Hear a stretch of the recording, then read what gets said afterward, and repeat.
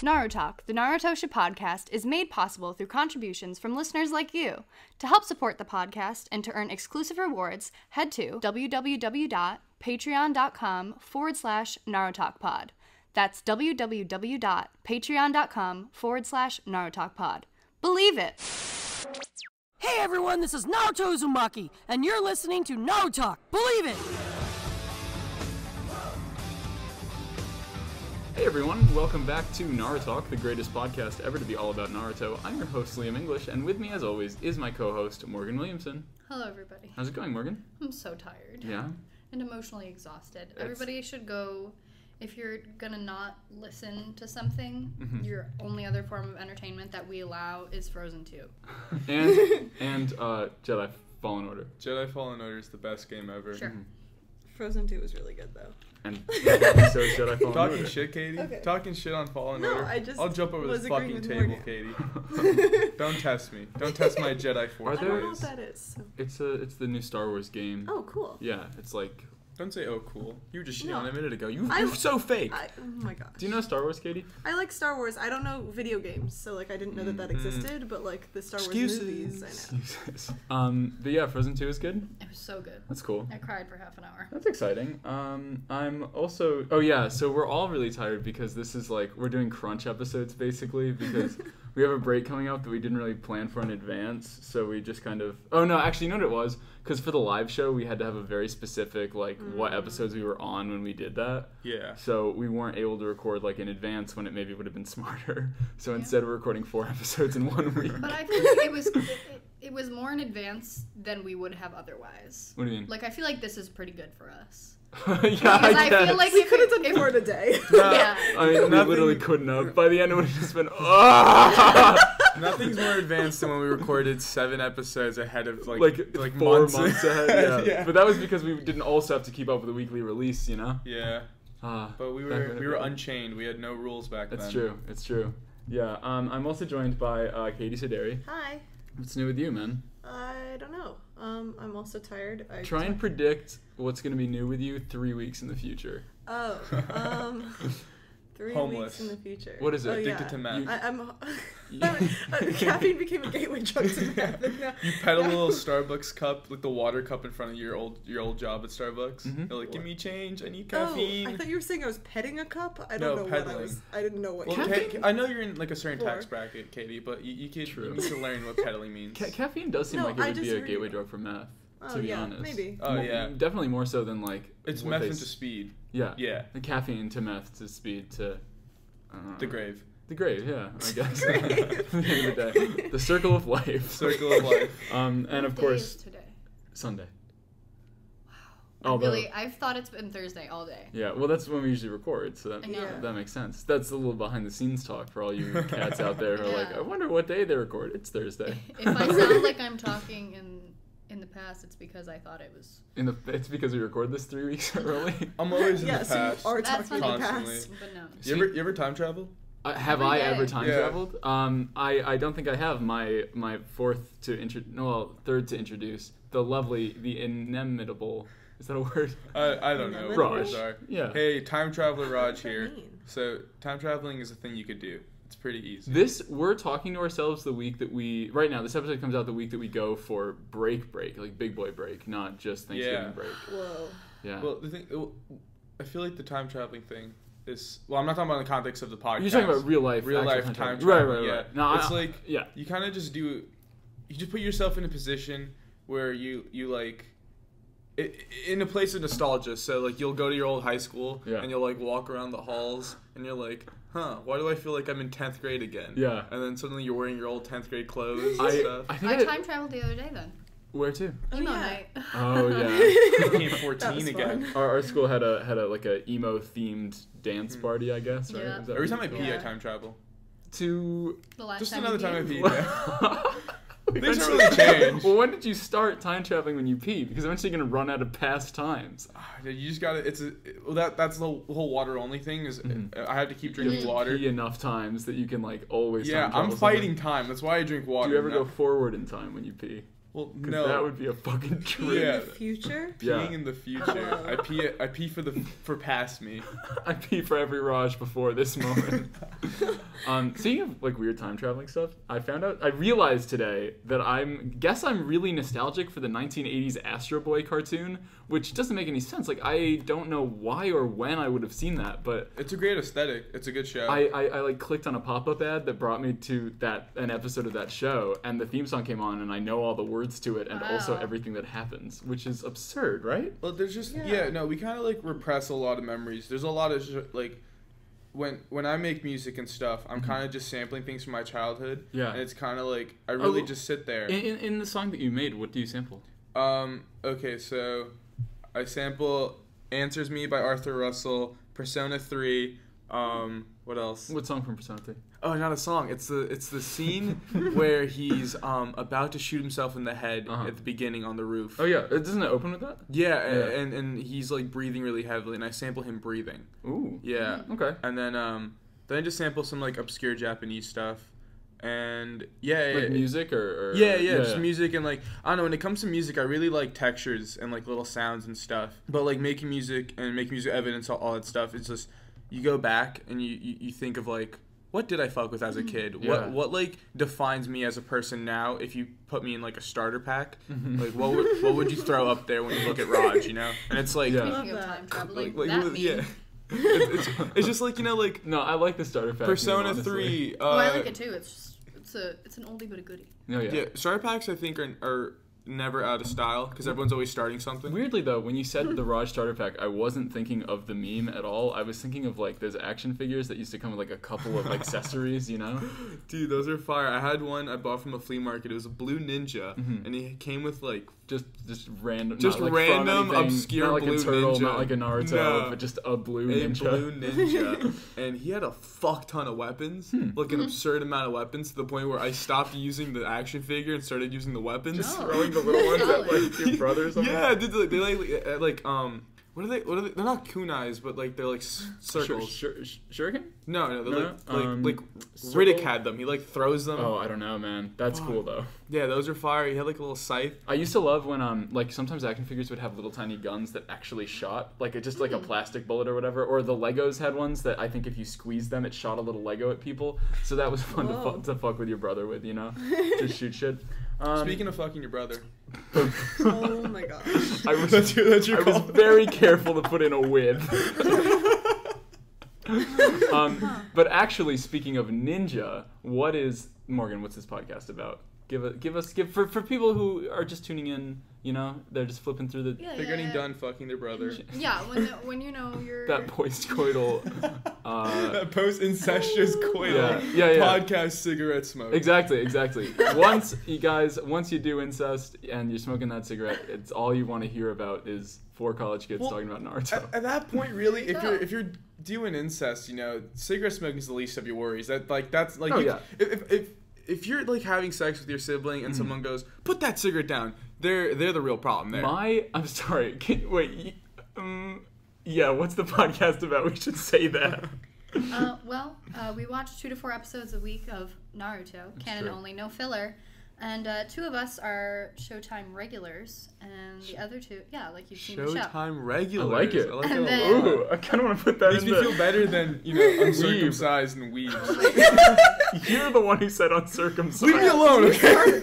I'm angry. Why is it that the first thing my parents decided to do when I came out the womb was to take a part of my penis? I know. What the fuck? That's bullshit. I know, it is. I'm sorry. 2 Showtime regulars. What was the flip side of that? What was the other side of that coin?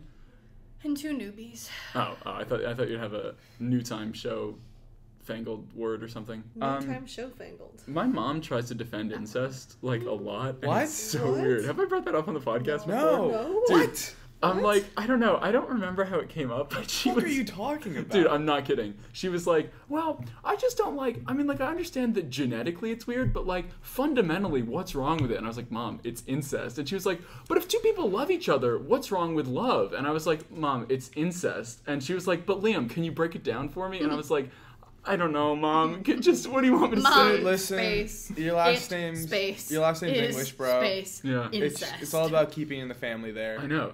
What? That's like what the kings and queens used to do. Is just constantly keep it in the family. Big time. So I think at some point with your last name, there had to be incest. Oh yeah, no, I'm pretty sure that Yeah, and yeah, no, most definitely. I mean, like, that's just old white families are like a lot incestual, you know? That's like the whole deal. The flashbacks that were just seen in your eyes, like they just saw like Black Hawk helicopters swarm by. You had the deadest stare. But like the Black Hawk helicopter equivalent of like incest. Yeah. So we talk about 2 to 4 episodes of Naruto every week, and this week we're continuing our 2-episode binge because of the crunch time that we talked about. And this week we're talking about episodes 58 and 59, which are literally just build up for the finals. Isn't it crazy if we were a video game company, you would get so much backlash for the crunch time you're making us do? Yeah. Like, you would get, like, bombarded with, Right. like, death threats. Send Liam death threats for me. Thank you. We don't even get benefits. Oh, we don't get benefits. Benefit of being a Z-tier celebrity. Are we Z-tier still? Do you want... What's after Z? ZY? Maybe, I guess we could call ourselves a Y-tier celebrity. I think we're on X at this point. All right. We're, like, slowly climbing. I'll take it. And in a way, that was the biggest benefit of all. X-tier celebrity. Being an X-tier celebrity, yeah. X is a cool letter, man. It is a cool letter. You know what I'm saying? But yeah, build up to the finals is what we're talking about today. So let's NaruTalk about it. We open with Baki pounding on Kankuro and Tamari's door, furious that they allowed Gaara to get out unsupervised. When they check on Gaara's room and confirm that the little brother is missing, all of the Sand Ninja panic about what he could do. Even though he ran away in the last episode, or like the episode before that, and they were like, oh, it's probably fine because it's daytime. Yeah, also, why the fuck is there nothing in his room? In Gaara's? Oh, yes. yeah, Well, it's he's an never empty there. box.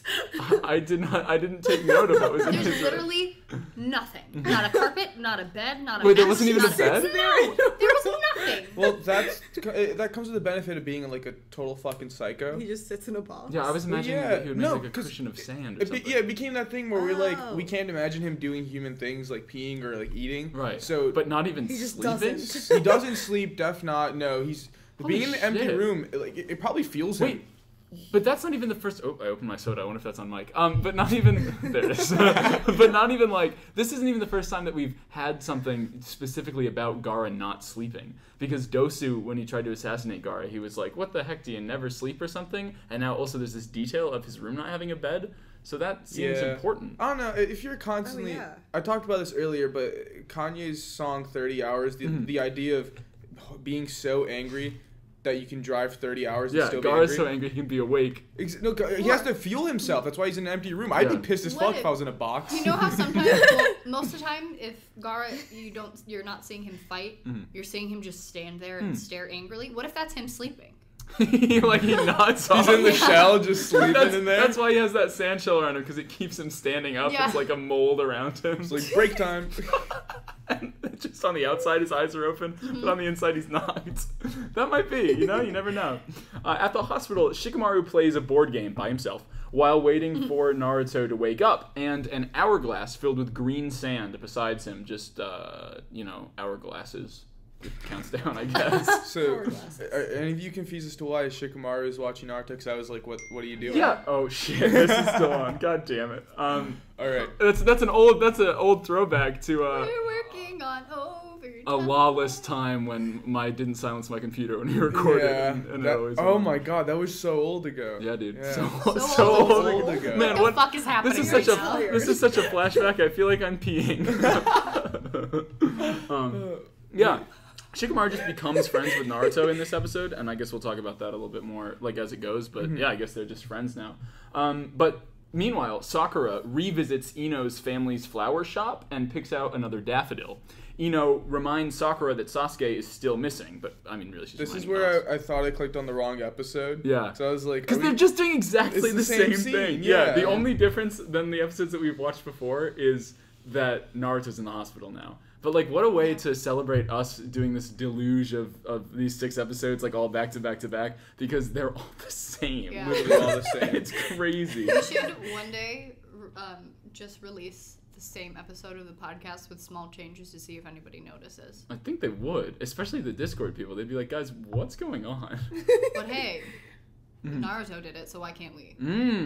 Very true. Although I haven't listened to the last 2 episodes yet. Although I guess everybody out in the wild has. But, like, I don't know how similar those are going to sound or how, like, self-referential will be to the first one we recorded in the one that we recorded right after it, you know? I feel like we did pretty good from what I remember from recording. Yeah. We kept pretending it was a week later for a while, and then all of a sudden we broke that delusion. We're like, oh, actually, we recorded the one last week like 2 minutes ago. Yeah, that happens a lot. It happened when Raj and I recorded some episodes that are going to come out in January, and we like it semi-pretended that we were like doing a thing, and then also it just sometimes broke, and it's just like... It was weird. Yeah. I fucked with it, though. That's how it goes, man. Because we don't take ourselves seriously. Yeah, we're renegade podcasters. You're the rogue one. Yeah. Speaking of Star Wars. Speaking of Star Wars. And speaking of incest. There was incest in Star Wars. That's true, a little bit. And I just started singing a song from not from Rock of Ages, but from Rock of Ages. Is there incest in Rock of Ages? Probably. There you go. That's Rock of Ages has There's incest? the show about incest, apparently. Probably. Dude, there's incest everywhere, man. This is... I can't look at you seriously when you're talking about incest. I just can't. How did it get brought up in the first place? Something about Star Wars. I don't remember. Yeah. I rewatched the Star Wars movies with like somebody who'd never seen them before, and they were convinced that Luke and Leia were gonna fuck. Like it really seemed like that was gonna happen. Well, that's like the whole point. Well, I know, Yeah. but they're brother and sister, and it's not even like a tease. It's like that really seems like they're gonna fuck. Yeah, that's the whole point. Imagine being in the movie theater and you're like hyped up to just see like these two leading heroes, and then they're brother and sister, and then you just throw up on the person next to you. They're like, You it's actually brother. throw up on your own boner. Exactly, because you have to have like the weirdest boner, and then you walk out with like. And then you throw up on it, and you get an even weirder boner, Oh but my no God. less hard. Ino reminds Sakura that Sasuke is still missing. Like I said, but it's really a reminder for us. But Sakura counters that she's actually getting the flower for Lee because her previously gifted one is probably wilted. Yeah. Yeah, I like Lee getting showered in gifts. I know. Yeah. I like that Sakura... Well, actually, it's kind of similar to Shikamaru being in Naruto's hospital room. Mm-hmm. Like, they're all kind of friends now. Yeah. Especially now that they've been through the Forest of Death, which is such, like, a traumatic experience, Back at the hospital, we see Gaara get there. He stumbles through the door, moaning and clasping his head in anguish. Simultaneously, the sand stops in the hourglass upstairs. But before Shikamaru can consider this abnormality, Naruto wakes up. Shikamaru informs Naruto that he's been unconscious for 3 days straight, which makes Naruto shoot up in a panic. The finals are tomorrow. What? I know. It's exciting for... This is also a really weird timeline. Like, my brain was like, Because it makes sense, but when it, like, immediately was like, 3 days, it's tomorrow. Well, I was know, like, because 3 weeks passed in like, the last Yeah. couple episodes that we watched without really any notice. It was just, like, a throwaway line that was like, we've been training for 3 weeks now. Yeah. And now it's just suddenly got another 3 days gone. Yeah. Yeah, it is weird. Naruto grabs Shikamaru and demands to know why he wasn't woken up sooner and where Jiraiya is. But Shikamaru, first of all, doesn't know who Jiraiya is. And also he's like, buddy, what do you want from me? I'm just doing my best. Shikamaru, I love him so much. He's just like, man, what did he say? It was like, I liked you better when you were in a coma. I know. Which is like so fucking funny. And he was like, dude, you should think that you're lucky that I'm here because if I wasn't here, nobody would be. No one would give a shit. I know. Naruto continues to freak out, scrounging around the room to find his clothes. So Shikamaru yells to him so that he calms down because after all, like resting before a big day is usually better. Now, my question is, so Sakura got a flower for Lee again. Did she get one for Naruto? I guess not. Does she know Naruto's? Oh, she definitely does. Never mind. Wait, maybe. It's No. been 3 days. Yeah, so yeah. probably by now. To be fair, who cares what Sakura's doing? Like, really, honestly. It was like, But Morgan raises a good point. I mean, like They're on the same team. Yeah. no. They're really not anymore. Now they're in the Chunin exams, and it's gonna be. Like, Oh, I guess an it's all actually- for one. Yeah, but she they didn't make it. still Who were cares? on the same Yeah, they team. were though. I mean, like they They had were, that like, connection. They It's were, not but that's like not her Sakura's problem. against She's him living in the now. Well, past. that's what time Morgan's travel saying, in the I think. future, buddy. Well, I think the on. point is that it would The have point been is that nice it's a of fucking her. shitty thing to Yeah, just be like, yeah. oh, hey, buddy, no, you don't get a flower. Well, Yeah. that's what happens in the ninja world, you know. I don't think know that's if just that's Sakura being rude to Naruto. Yeah, which is another reason.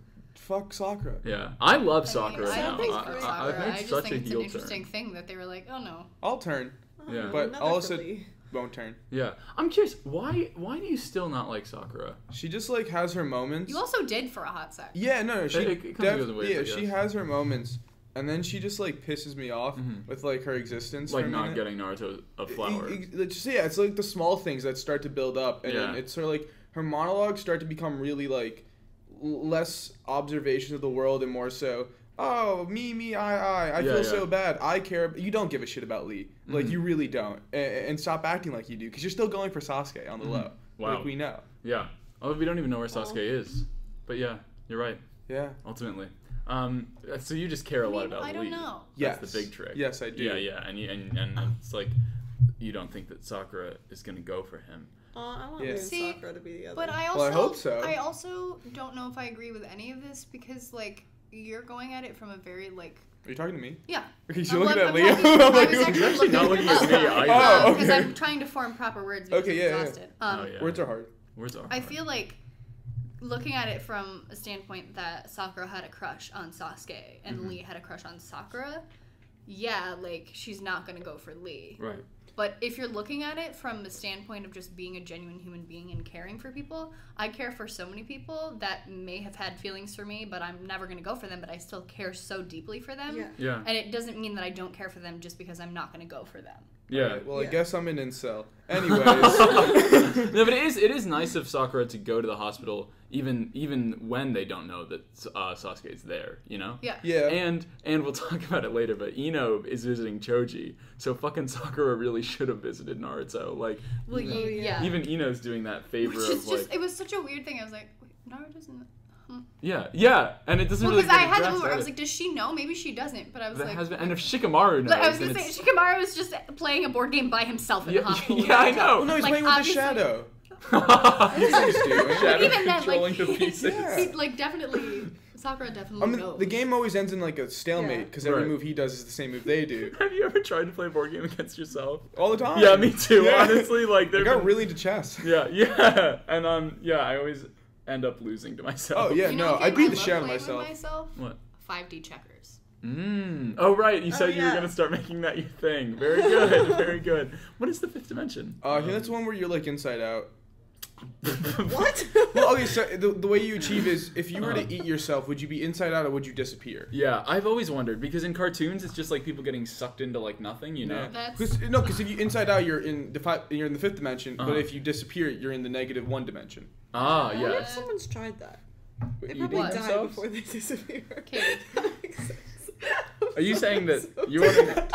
You wonder if someone ate themselves, And you're thinking, Somebody tried to answer that question. and you're thinking that it's possible that they've gotten far enough that like that they would have vanished. No, I just realized that wasn't possible. But for a moment you thought it was. Yes. I see. I'm No. uncomfortable. Yeah, that's. I started leaning a little bit too much towards Vor, and like I'm not here for it. Oh yeah. I Oh don't my know god, what I keep hearing about Vor in my life. What Yeah. the fuck? Everybody's talking about it right now. Vor's hot now, right, bro? What is this? Yeah, what is up with Vor's that? in. Do you know what Vor is? Everybody's so into it. It's don't. well, let's have you guys explain. Vor is just Sex talk with Morgan and Raj. it's really just like the fetishizing of consuming someone whole. Yeah. And there's like so many sub-genres of it. There's like giantess, where like it's like a 40-foot woman who eats like a normal sized human and swallows them whole. There's also the side of Vor where you swallow yourself, which That really? isn't possible. Yeah, what? So Like what? the whole fetish is not possible. Paint me a picture of a porn, of a Vor porn. You want me to look it up? Where And describe Most of it is Have- furry porn.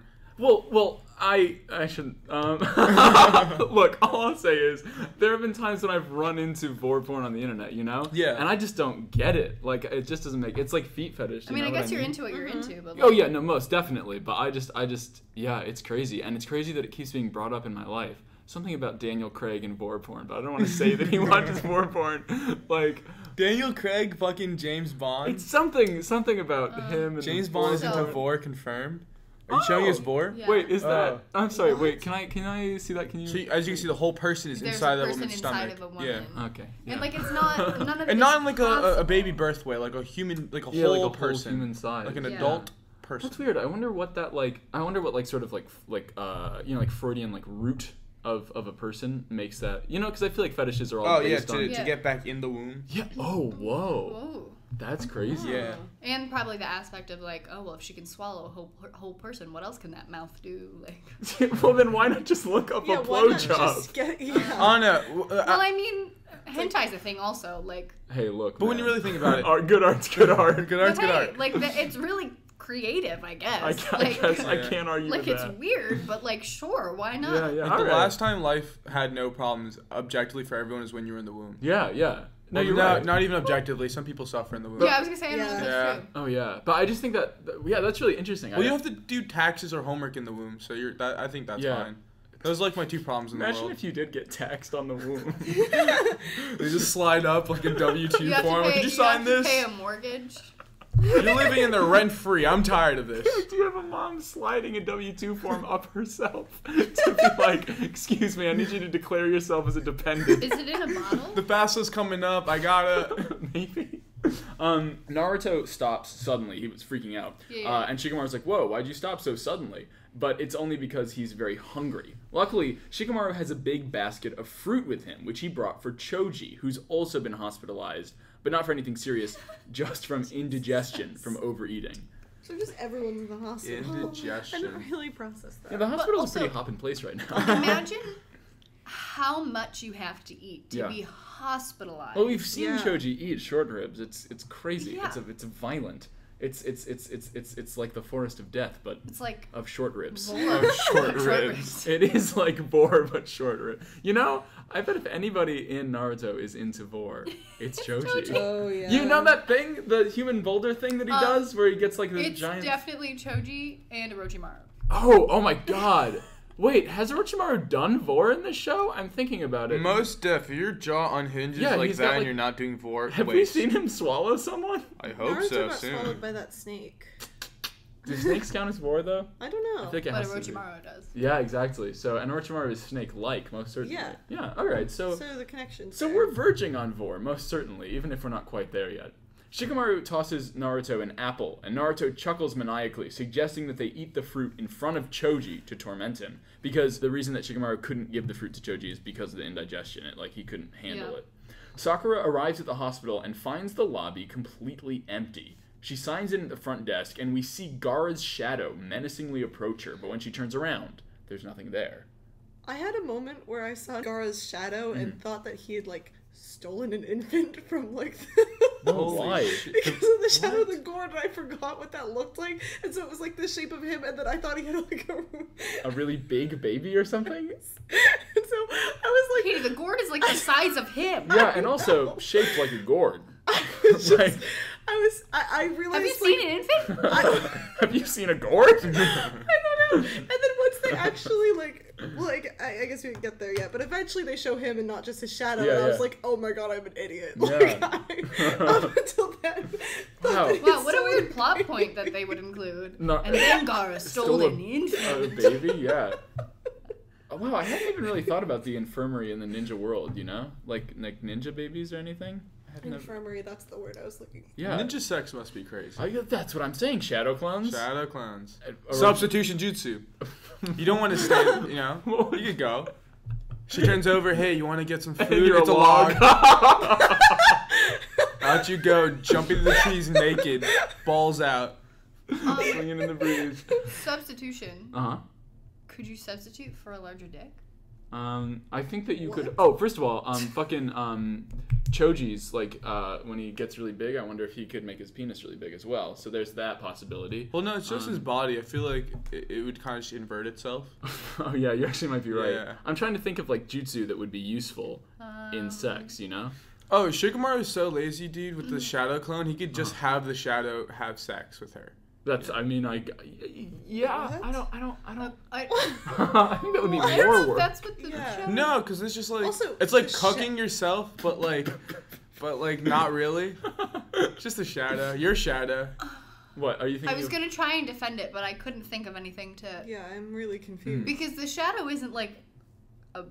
A being, it just It is attaches a to somebody shadow. else's Yeah. Well, shadow. that's just what he wants you to think. No, Well, that's no, how I the think jutsu that You works. can make it so Well, that okay, everyone you're he's in using on, the he's not same trying to have thing sex with. for That's some all I'm reason. saying. That's Okay, true. So we don't know. We don't. He's we also don't like know. 13. Well, that is Yeah. true. Well, They you, all This is all future. This is yeah, the yeah. future. When we talk about Well, jutsu and sex, listen, we gotta gotta just be age them up careful. in our mind. Yeah. But you gotta be careful. Oh, the gentle fist. Hmm. I feel like, I mean, we've already said gentle fisting before, but I feel like if you can see all the chakra points, you can also see all the specific androgynous zones of every individual person, you know? Yeah. With your Byakugan. And the Sharingan too, I bet would be really good during sex. These are just thoughts. Nah, the Sharingan just kind of copies moves, so you're kind of just doing the same thing they're doing. You're right. That would be really that would be weird. Or the shadow possession would do too. No? You're breaching a lot of holes here that you really shouldn't. We moved past the shadow possession thing. Okay. Unless you want us to loop back around to how you thought a person could eat themselves and disappear. Let's move past the shadow. I will jump over this fucking table right now, Katie. Yeah, so Gaara's shadow approaches Sakura and no one's behind her. She walks further into the hospital and once again, Gaara's shadow appears, stalking her. Then she heads to Lee's room and delivers the new daffodil. At Choji's room, Naruto and Shikamaru dangle the basket of fruit through his door, torturing him. We just get like a quick shot of that. Then we see Sakura leaving Lee's room, and Gaara immediately appears outside of it. But before Sakura gets too far away from Lee's room, she turns back, having forgotten something, although she doesn't explicitly say that it's in Lee's room. But the Sand Ninja, Gaara, is already inside of Lee's room, standing above his bed menacingly. Also, Sakura was walking so slow. Yeah. She was like shuffling. Wait, when she was leaving Lee's room? Just the whole time. Yeah. Like everything is just so slow and stupid. Oh, in these episodes. Yeah. Well, just in this part specifically. Yeah. I mean, in universe, it kind of makes sense. Like, for her, it's just a day off, you know? But even then, like, if I forgot something and I wanted to leave, I would be like, oh, God, let me go run get that. back. Yeah. Like, not let me slowly. Oh, I guess that's true. Although we do find out later that she's not going back for something. She's going back to do something, you know? But, yeah. But even then, like, if I was like, oh, fuck, I forgot to do that thing. Better go do that quick before I leave. Yeah. All right. Yeah. I wouldn't slowly trudge, like, over it. Yeah. Go do that thing. Just a lazy... You know, I think that the vibe for these episodes of all of us being pretty tired is reflected in the episodes themselves, to be completely honest. Because, just not much... It's not much, you know? Gaara flashes back to the preliminaries while he's standing above Lee's bed, clasping his temples as he struggles to understand why Guy saved a failure. As he lets out terrifying cries and his eyes bulge out of his head, we see glimpses of his distant past, a woman, a dying man, and Gaara's own young self wondering who he is and like what he is. It's not explained at all. Gaara's sand seeps from his gourd and up Lee's bed, wrapping around him. Gaara holds out his hand as if to execute the sand coffin, but finds himself frozen. Ooh. Yeah. Naruto leaps forth and punches Gaara in the face, causing Shikamaru pain as well. The two boys arrived, and Shikamaru used Shadow Possession to freeze Gaara before he could... So if Shikamaru was using Shadow Possession and he came, would the lady also finish? Ooh. Power. That could be how it's Or if the used. lady finished, would he also finish? Just like guaranteed finishing at the same time. That's kind of something. That's a way to use it. Well, yeah, because then neither one has to, like, prolong it. Exactly. Right, if you want to have that, like, oh my god, like, let's come at the same time. Like, you don't have to be like, okay. Yeah, like, you can just Shadow Possess. Yeah. All right. That's... But... Yeah. What if you're having sex in a dark room and there's no I regret shadows? bringing this up. Honestly, No, this is good. This is insane. good content. This is exactly dark room with no shadows. Yeah. I think that would actually be complete shadowness. Whoa. Yeah. You can just possess the whole room. That's right. Yeah. Have you ever wanted to have sex with a whole room? Because That's gotta be somebody's kink. Shikamaru is there. I mean, if vor is a thing, I imagine room sex is. Probably that guy or that lady, the guy that likes the car and the woman that's in love with the airplane. I was thinking They're probably like, oh, I'm gonna fuck that wall. Classic love don't judge on Snapchat. Love it. Love to judge it. Did the scene where you see Gaara, someone's punching Gaara, but then Shikamaru gets hit? Yeah. I feel like that. This whole episode. I think, not spoilers, but the best part about it is the way they've been handling the camera angles and the horror. Yeah. Especially with the hospital setting. Yeah, it's difficult. Everything is cut to build tension. Yeah. Which made it very difficult to write an outline for because we cut between a lot of different stuff very quickly. Yeah. And it's unclear who's who and but just what. that weird Scooby-Doo who could it be? And then suddenly it's like, oh, it's not them. Yeah. And then bam, it's Naruto and Shikamaru facing down Gaara, you know? Yeah, but so Shikamaru feels the pain because of the Shadow Possession Jutsu, which means, I guess, if Shikamaru is Shadow Possessing someone, he feels everything. Did we know that before this? Yes. Okay. I didn't know if we'd found that out. Oh, wait, no. I don't know. We've never seen him fight two people, be in a three-person fight, so therefore he could not be attacked. We have? Yeah, Doing when they were in the Forest of Death. Right. And they fought all the sound ninjas. Because he only really can do... Or no, fuck. I don't even remember. Well, because he's meant to do the shadow possession and then have Ino mind transfer into the Yeah. person. But I knew that Ino's mind transfer jutsu, if any damage was dealt to the body she was in, her body took damage. But I didn't know that Shikamaru had the same deal. Because when he was fighting Keen in the preliminaries, they both threw their shuriken at each other, and she was like, oh, if you do that, you'll take damage. But only because they were both holding shuriken on the same leg. So, like, she also was throwing a shuriken. But, like... Yeah. And then wait, why didn't he get knocked out then by her hitting the wall? Because I guess he released the jutsu in time for, like... Because she would have, gone backwards to dodge it anyways. Oh, yeah. Yeah. Well, no, because she would have stepped to the side or something if he wasn't possessing her. Maybe it was just... Oh, maybe he, like, started... Actually, this is something that I've wondered about Naruto for, like, a really long time. Is if Shikamaru takes the same damage as people that he's shadow possessing, how was he able to knock out Keen by hitting her head against the wall? Because because he had that beautiful back arch, remember? Yeah. And then I think we saw his shadow retract after too. The pain of hitting a wall versus actually hitting the wall. Yeah. Because he didn't hit a wall. He like kind of swung his head back. Yeah. So I guess it's like, I don't know. You could feel the pain, but you're not really feeling the impact. Did he get knocked out because he didn't? Because there was no contact. You'd still see him be like... No, because there was no contact, like, with the wall itself. He felt the pain for sure, but she, like, slammed her fucking head. I always assumed that, like, he went, like, this, like, as far back as holding his hands up with the jutsu, but then for the full back arch, he, like, let it go at the last second. Probably. He had a lot of momentum. Yeah, exactly. Yeah. But I do... Like a slingshot. Yeah, of course it could also just be a mistake on the part of the show, you know? They just didn't think about it. Yeah. Anyways, so now that they have Gaara possessed with the shadow possession, the two demand to know what he's up to. Then that's when we cut to Ino going to Choji's room with a basket of fruit, which, unlike with Naruto and Shikamaru, thrills him. A pretty girl and food. Which is so funny. Jackpot. Also, first time we're hearing that Choji thinks Ino's cute. I didn't know. No, but it's weird. They're like on the same team, and he goes, "Ooh, a cute girl with like just call her Ino. What do you do?" Yeah. Well, it's like it's funny though because it's like we're sort of getting a peek into the drama in the other teams, you know? Yeah. But it's not. I don't know if I think it's weird.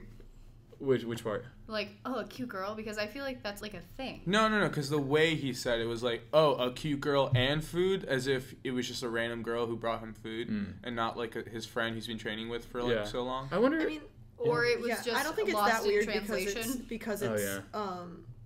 because it's like, oh, well, I'm not talking about the fact that she's Ino right now. I'm talking about the fact that she's cute right now. Yeah. But I do also see why it's a little bit strange to not be like, ooh, Ino, like the reason that he didn't say, oh, Ino and food is because we didn't know that he was it's Ino exposition. It's right literally now. they're like, oh, by the way, telling us that Choji thinks Ino's cute. Yeah. Wow, what a weird thing to tell us now, you know? Yeah. I wonder if they're gonna like have like a episode during the finals where, you know, they're just like I wonder what Choji Ino filler we're gonna get. I know, exactly, yeah.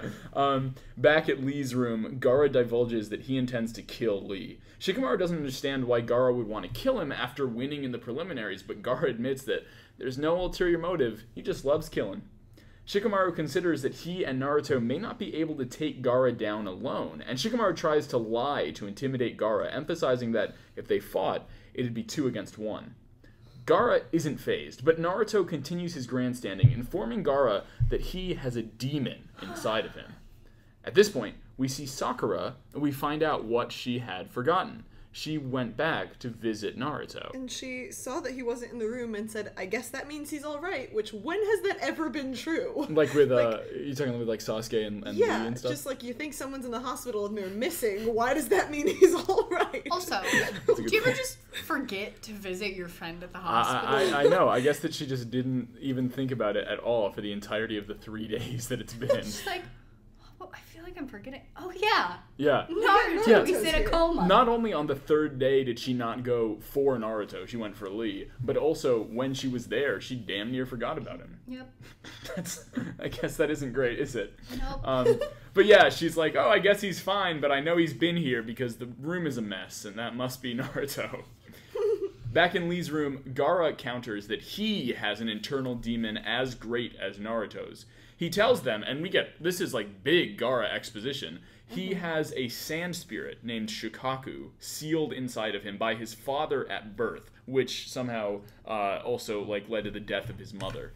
This shocks Naruto, who emphasizes with Gaara, you know, because Naruto also had a demon sealed inside of him at birth, and also doesn't know his parents, you know? Although I guess Gaara knows his dad.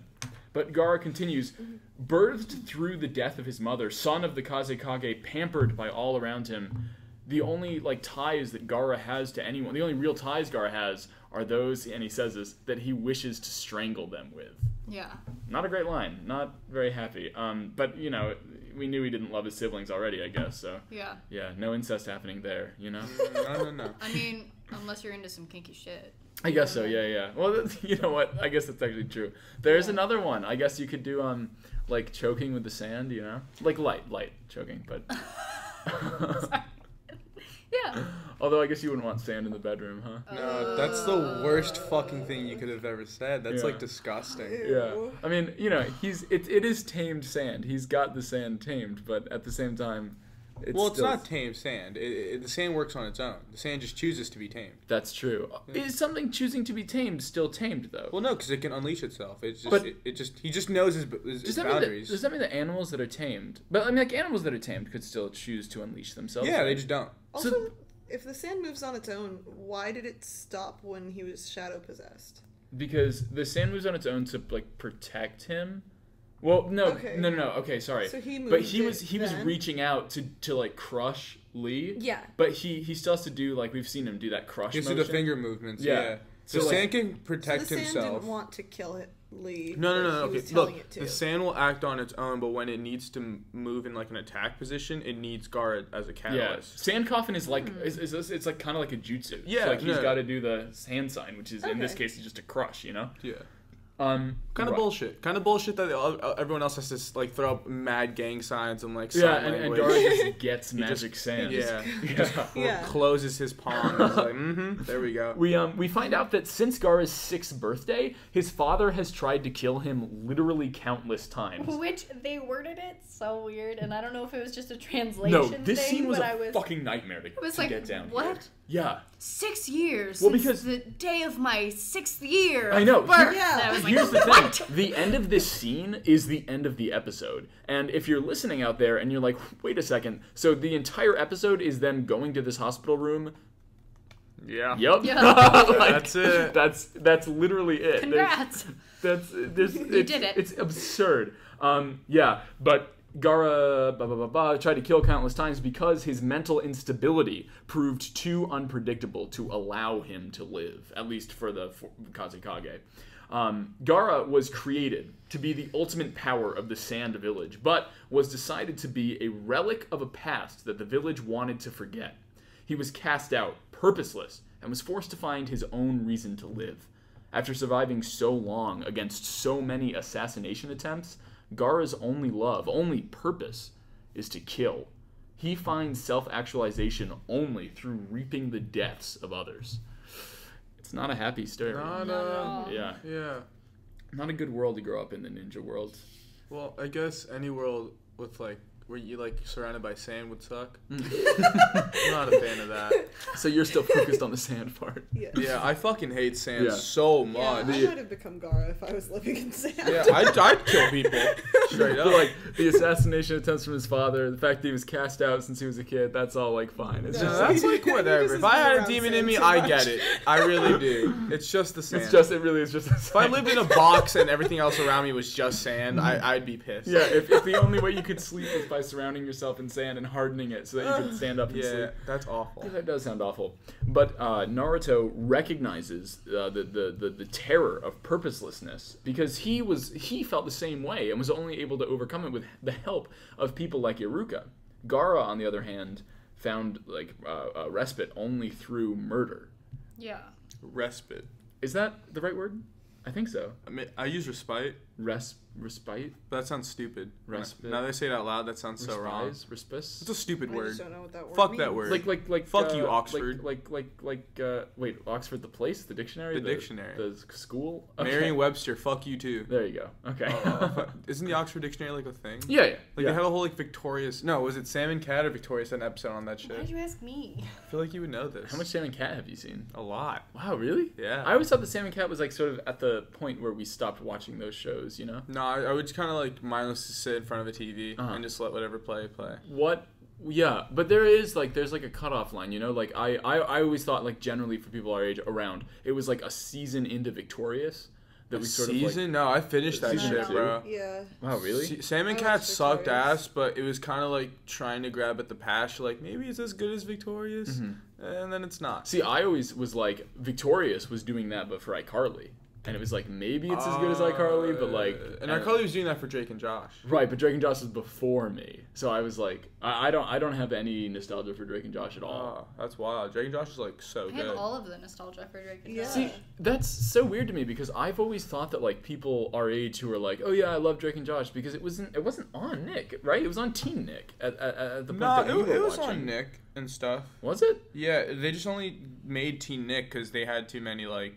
Degrassi. Yeah, like Degrassi. like literally just Degrassi. Like they would become Nick at night, and then Degrassi come on, and you'd see Drake get shot, and you're like, "What the fuck is happening?" I'm 4. I remember Degrassi because the commercials were like really. Wait, no, steamy. do you not know that Drake, like the rapper? Oh, I thought that you meant Drake from Drake and Josh. No, you meant Drake with Drake in Degrassi. No, yeah, Drake plays a character who gets shot. Yeah. He's in a wheelchair. But see, I thought that you were talking about Drake from Drake and Josh getting shot. Keep up in with Drake the and references. Josh. Well, we were talking about Drake and Josh. I'm playing like 4D Olympic vaulting right now. You didn't even call Drake's character by Drake's character's name. Because he's not a character to me. He's Drake in a Drake wheelchair. in your heart, yeah. Dude, I didn't know it was Drake for a long time. Yeah, I mean, I only wheelchair. know that Drake was on that show because of like when everybody was like, "Did you know that Drake came from Degrassi?" That's the one scene I ever saw. It was I was just flipping through TV and Nick at Night came on. I was like, maybe I'll try it. I'll be a big boy. And then the only memory of that moment was just seeing the dude pull out a gun and just Drake running away and then getting capped in the back. And I was like, I'll be scarred for life. Yeah. Yeah. No, the only scene I remember of Degrassi is there was a promo for it that was like, coming up, Michelle and Cheryl, or like two of the girls on it was like, oh, they're trapped in the closet and they're going to start making out. And it said that on a promo, and I was like 6 at the time, and I was like, whoa, I'm sorry. Girls can make out? I had no idea. You know? It blew my young mind. And I'm pretty sure that I went up to my grandmother or something and I was like, hey, there's this crazy thing on TV. You know? Because I only had cable at my grandparents' house, but I imagine that I was, because that's the kind of thing I would have done as a kid, just tell everyone about it, you know, regardless of appropriateness. Right. So the Naruto picks up on the similarity between him and Gaara, and it like really deeply disturbs him. Yeah. Because Gaara's story is not a happy one, and it also has some striking similarities to Naruto's. Suddenly, Gaara's sand rushes towards Naruto and Shikamaru because the sand is acting on its own, so it doesn't really matter that Gaara is frozen in the Shadow Possession Jutsu. Yeah. Naruto is too emotionally devastated to evade, and all hope seems lost until Guy arrives, commanding the group to leave the fighting until tomorrow. Not the first time that we've seen Guy. But that's, I don't know, that one kind of pissed me off, because it's like, Guy, like, I get it, I get your deal. Yeah. But this dude straight up tried to kill Lee. Yeah. Just do something. Oh, you're saying the guy should, like... Yeah. Because the way Guy phrased it, he's stuck in this stupid bullshit warrior mentality as if the only thing that matters is this stupid fucking exam. Yeah. When really these are people with lives at stake, with relationships. Yeah. And it sucks that he's just like, oh, we always got to keep fighting. Yeah, dude, you're fucking, this is a kid who went to the hospital to murder someone. Yeah, it was literally a kid attempting murder, and he's like, save it till tomorrow, kids. Like as if that's not a big deal. I didn't take it that way. Okay, how did you take it? I took it that he was literally using that as an excuse because he knew that it would work on Gaara, because he knew that Gaara would be so focused on, he was like, oh, well, I can kill other people in the exams tomorrow and then come back and kill Lee. So like if Guy had just been like, stand down, then Gaara would have tried to kill Guy, and it would have been like... he would have succeeded, because Guy knows that Gaara's really fucking strong. Yeah. And can do a lot of shit, but if he pulls the authority card... That's Guy's def not strong. He stopped Gaara's sand when he tried to kill Lee. But regardless, there's fucking, what do you call it when shit around you gets damaged? Fucking... Collateral, thank you. Yes, exactly what I was thinking for. Isn't it weird that we know words? Dude, I know. Like, how did that come from my brain? I know, that was crazy. That's so weird. But yeah, I think you're probably right. Like, Guy had to also consider the collateral damage of, even if he was to do an all-out fight with Gaara, even if Guy could win, like, first of all, we don't know that thing that Gaara turns into, that at the last full moon. Yeah. And also, but even if Guy could win, like, he's in a hospital. He's in a fucking hospital. Yeah, so it makes sense that he wasn't particularly confrontational. Gaara keels over, grasping his head again, and doing that same cycle of mysterious scenes of his past. Mm-hmm. His sand recedes into his gourd, and he stumbles to the door, turning back, and vowing to kill them all before storming away. And that's the end of episode 58. What an angsty little boy. I know. And like I said, yes, the episode is they go to a hospital room. And stay there for a while. Like I said, that's the entire episode. Incredibly hard to write an outline for this one. Because like nothing happens linearly, and it's all about reveals, you know? So it's like, and if I were to just write it out, like what I ended up doing, it's like a page. It's a page of information, you know? Yeah. Mm-hmm. Yeah, like the coolest thing from this episode was just like that weird tension building with all the camera cuts, and you see the door, and it's Ino, or like there's Gaara. But again, that only works if you're watching it, you know? Yeah. The visual cue of the hourglass stopping, I think was really cool. That was cool, actually. Yeah, that was cool. And the reveal of green sand. Why is Gaara boring? What are you doing? Come on. I know. He should dye it. What were you gonna say? Shikamaru, when the sand thing stopped like going, he goes, "Did they forget to wind it or something? What a drag!" I'm glad you brought that up. They don't. Do you wind hourglass? Yeah, that's not a thing. You just flip it on the other side. Yeah, you just. It's literally just gravity. Exactly. It's like somebody didn't wind up gravity. Oh no, maybe they're at that point of like technology where you gotta get shitty first, and then you start like. But in what world would they evolve so that they're hourglasses have to propel the sand? They have castles and panels and mics and shit. Who knows where they are anymore? But what a bizarrely specific thing they would have to design. They forget to wind it? VHS and a TV, but they gotta wind up their hourglass. And then also probably flip them still. Yeah. Winding them is just flipping them a bunch of times. That is what I was thinking, is does he think that the flip is like, is he using wind instead of flip, you know? And he's like, did I forget to wind it? But he sees that there's still sand at the top, and it's just not moving down. No, it literally just didn't make any sense. And also he says, did they forget to wind it? You know, so who is they? What is winding? It's an hourglass. Nurse, come in here. For a guy, I need this hourglass right now. Wind this hourglass. For a guy we keep being told how smart Shikamaru is, but it's lines like this that it's like his intelligence is constantly overshadowed by his laziness. Oh yeah, very true. But that's his personality trait. He's a really smart guy who doesn't apply himself unless he really needs to. Oh yeah, but Morgan, you were mentioning translation issues, and I think for most of this episode, it was just kind of, it's a bad episode. But that reeks of translation issues. Because I always forget that it's a Japanese show. Yeah. And forget that we're not watching the sub. Right. Yeah. And in my brain I was like, wow, that's written horribly. I'm like, or maybe it just sounds better in Japanese. Yeah, they have to. I mean, and they have to make it line up with lip flaps, and it's like, which is my favorite thing about watching dubbed anime. Please don't ever say that ever again. Lip flaps. No, but I love localization in translations. And especially when they get really specific, this didn't make any sense, but when they talk about stuff that is very specific to a Western audience, you know, and it's they make it the equivalent of what it would be in Japan. I wish the West wasn't so fucking stupid, the way we were perceived, because when companies reporting over NES games and shit, they would be like, Macho Man, action, fucking caveman, Ooga, fucking hunter-gatherer shit. It's stupid. I hate that. Just Ooga fucking hunter-gatherer shit. Which is the existence of Final Fantasy Mystic Quest pisses me off, because that was a game only made for PAL and North America, because Square Enix or Square, whatever the fuck at the time, was they considered us too fucking stupid for normal Final Fantasy JRPGs, so they made Mystic Quest, and it's so watered down and basic and so easy to beat. It's the same with well, first of all, Harry Potter. Sorcerers versus Philosopher's Stone, and a lot of the vernacular in the books has changed, and also Mario 2, the second game, instead of releasing the second Mario, they released a reskinned game for babies called Doki Doki Panic. You know the Shy Guys in Mario's, those dudes with those masks and shit? That's not from Mario, it's from Doki Doki Panic. And we just sort of, because that's what got released for us. Fuck the ending of that game, too. I've never played it, don't spoil. Do you not want me to spoil a 40-year-old game? It's all a dream at the end. Oh, yeah? Yeah. And interesting. Which is why there's a little audience and all that shit. What? You're saying a lot of words, and I don't know what any of them mean. You never played Mario? I do, but not enough to know vernacular and stuff, and know any of the background on this game is because of this. It's good. No, it's good. Well, Mario 2 wasn't Mario. It's just another game called Doki. And I understand what the words mean, but I'm not. I don't I do know the English language. Could have fooled me. Oh, thanks, Raj. But it plays very differently than like a standard Mario game. Like it's totally different controls. Yeah.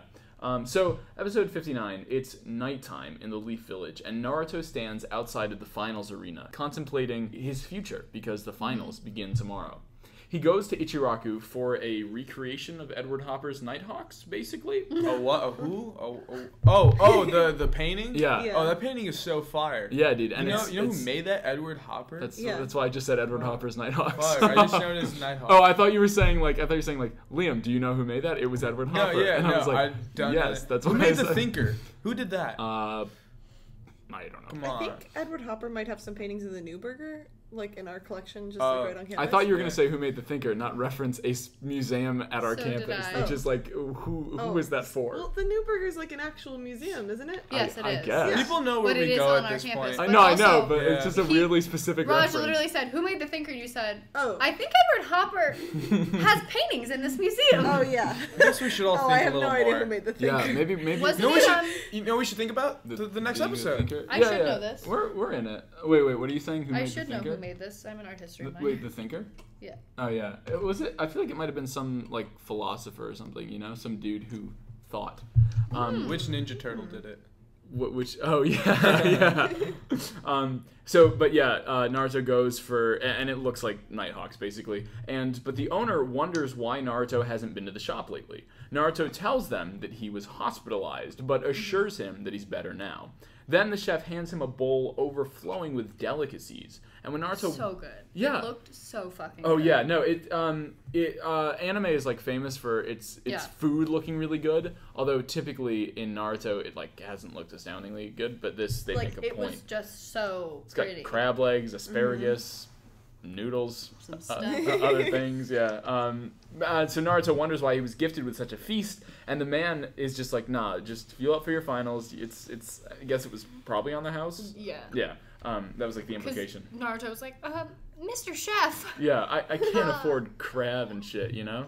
Elsewhere, the dads of Team 10 drink and complain about their kids. Oh my gosh, they were so funny. I want a King of the Hills like spin-off of these dads. That's all I want.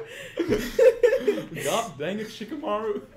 Dude, yes, literally yes. That'd be so fire. Because dad going what a drag and then Shikamaru going what a drag also. Like that's just a good setup for like Bobby and Hank. Like, it's so fire. What did you think of it? No, I thought for these episodes the animation was kind of ass. But I think this was where it really shined. Yeah. It was because I was like, these are their dads? Yeah. What? I know. And I think you got that right away without any, like, there wasn't really any, like, oh, we're Team 10's dads. It was just, like, clearly. You're like, oh, yeah, that's definitely Choji's dad. And Choji's dad was like, I spend so much money on Choji. And then, you know, his dad was like, well, I'll tell you something, you're better than having a teenage girl and everything. I'm trying to do the King of the Hill voices. They're so funny. But the dads, they're literally just complaining about their kids. And Shikamaru pulls up. And Choji's dad is like, yo, come sit down, order some food, hang out with us. But Shikamaru is just there to try and get his dad to come home. His dad... You ever been there? I know.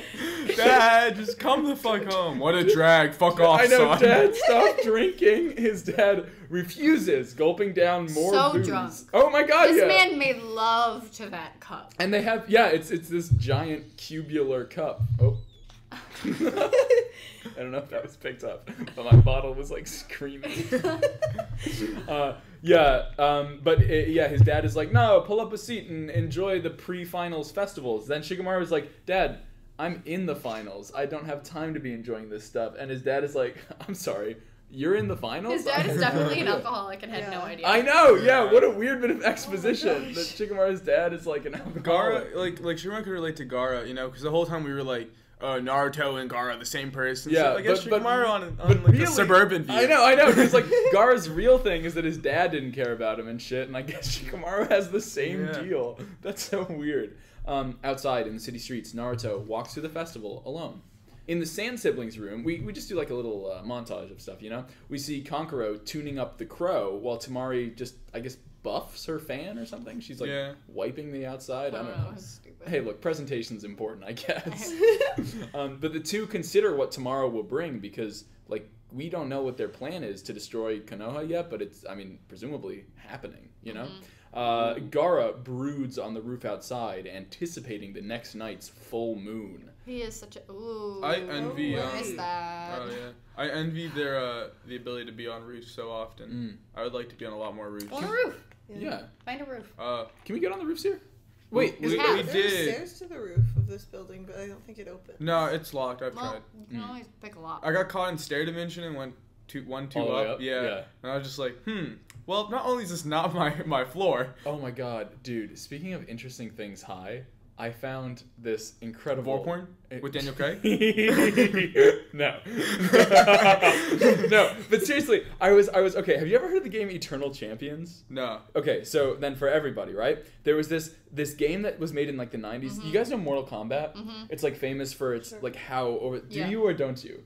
No, I don't. It's the game they have it here. At the yes. It's like a fighting game famous for how over the top and violent it is. Yep. But Eternal Champions was made before that, and it's like all pixely and shit, right? But it has these things called overkills, which are these incredibly long, insanely gruesome death animations. Yeah. That are like, because they're older, they're also like kind of more disgusting than any fatality you've ever seen. Yeah. Because they were like free to do it with the pixels, but it's also like this like really lo-fi look to it, and they go on for really long and they're deeply disturbing. And there's a compilation of them on YouTube that's like exactly 8 minutes long, which also happens to be exactly how long Laurie Anderson's masterpiece Oh Superman is. And is this what you tried to bully me into? Yeah, but my God. So if you mute the Eternal Champions overkills, all of them, and listen to Oh Superman at the same time, it lines up perfectly, and like characters start breathing in rhythm with the song. It's absolutely incredible for any stoners out there who are See, looking but now for you've convinced me.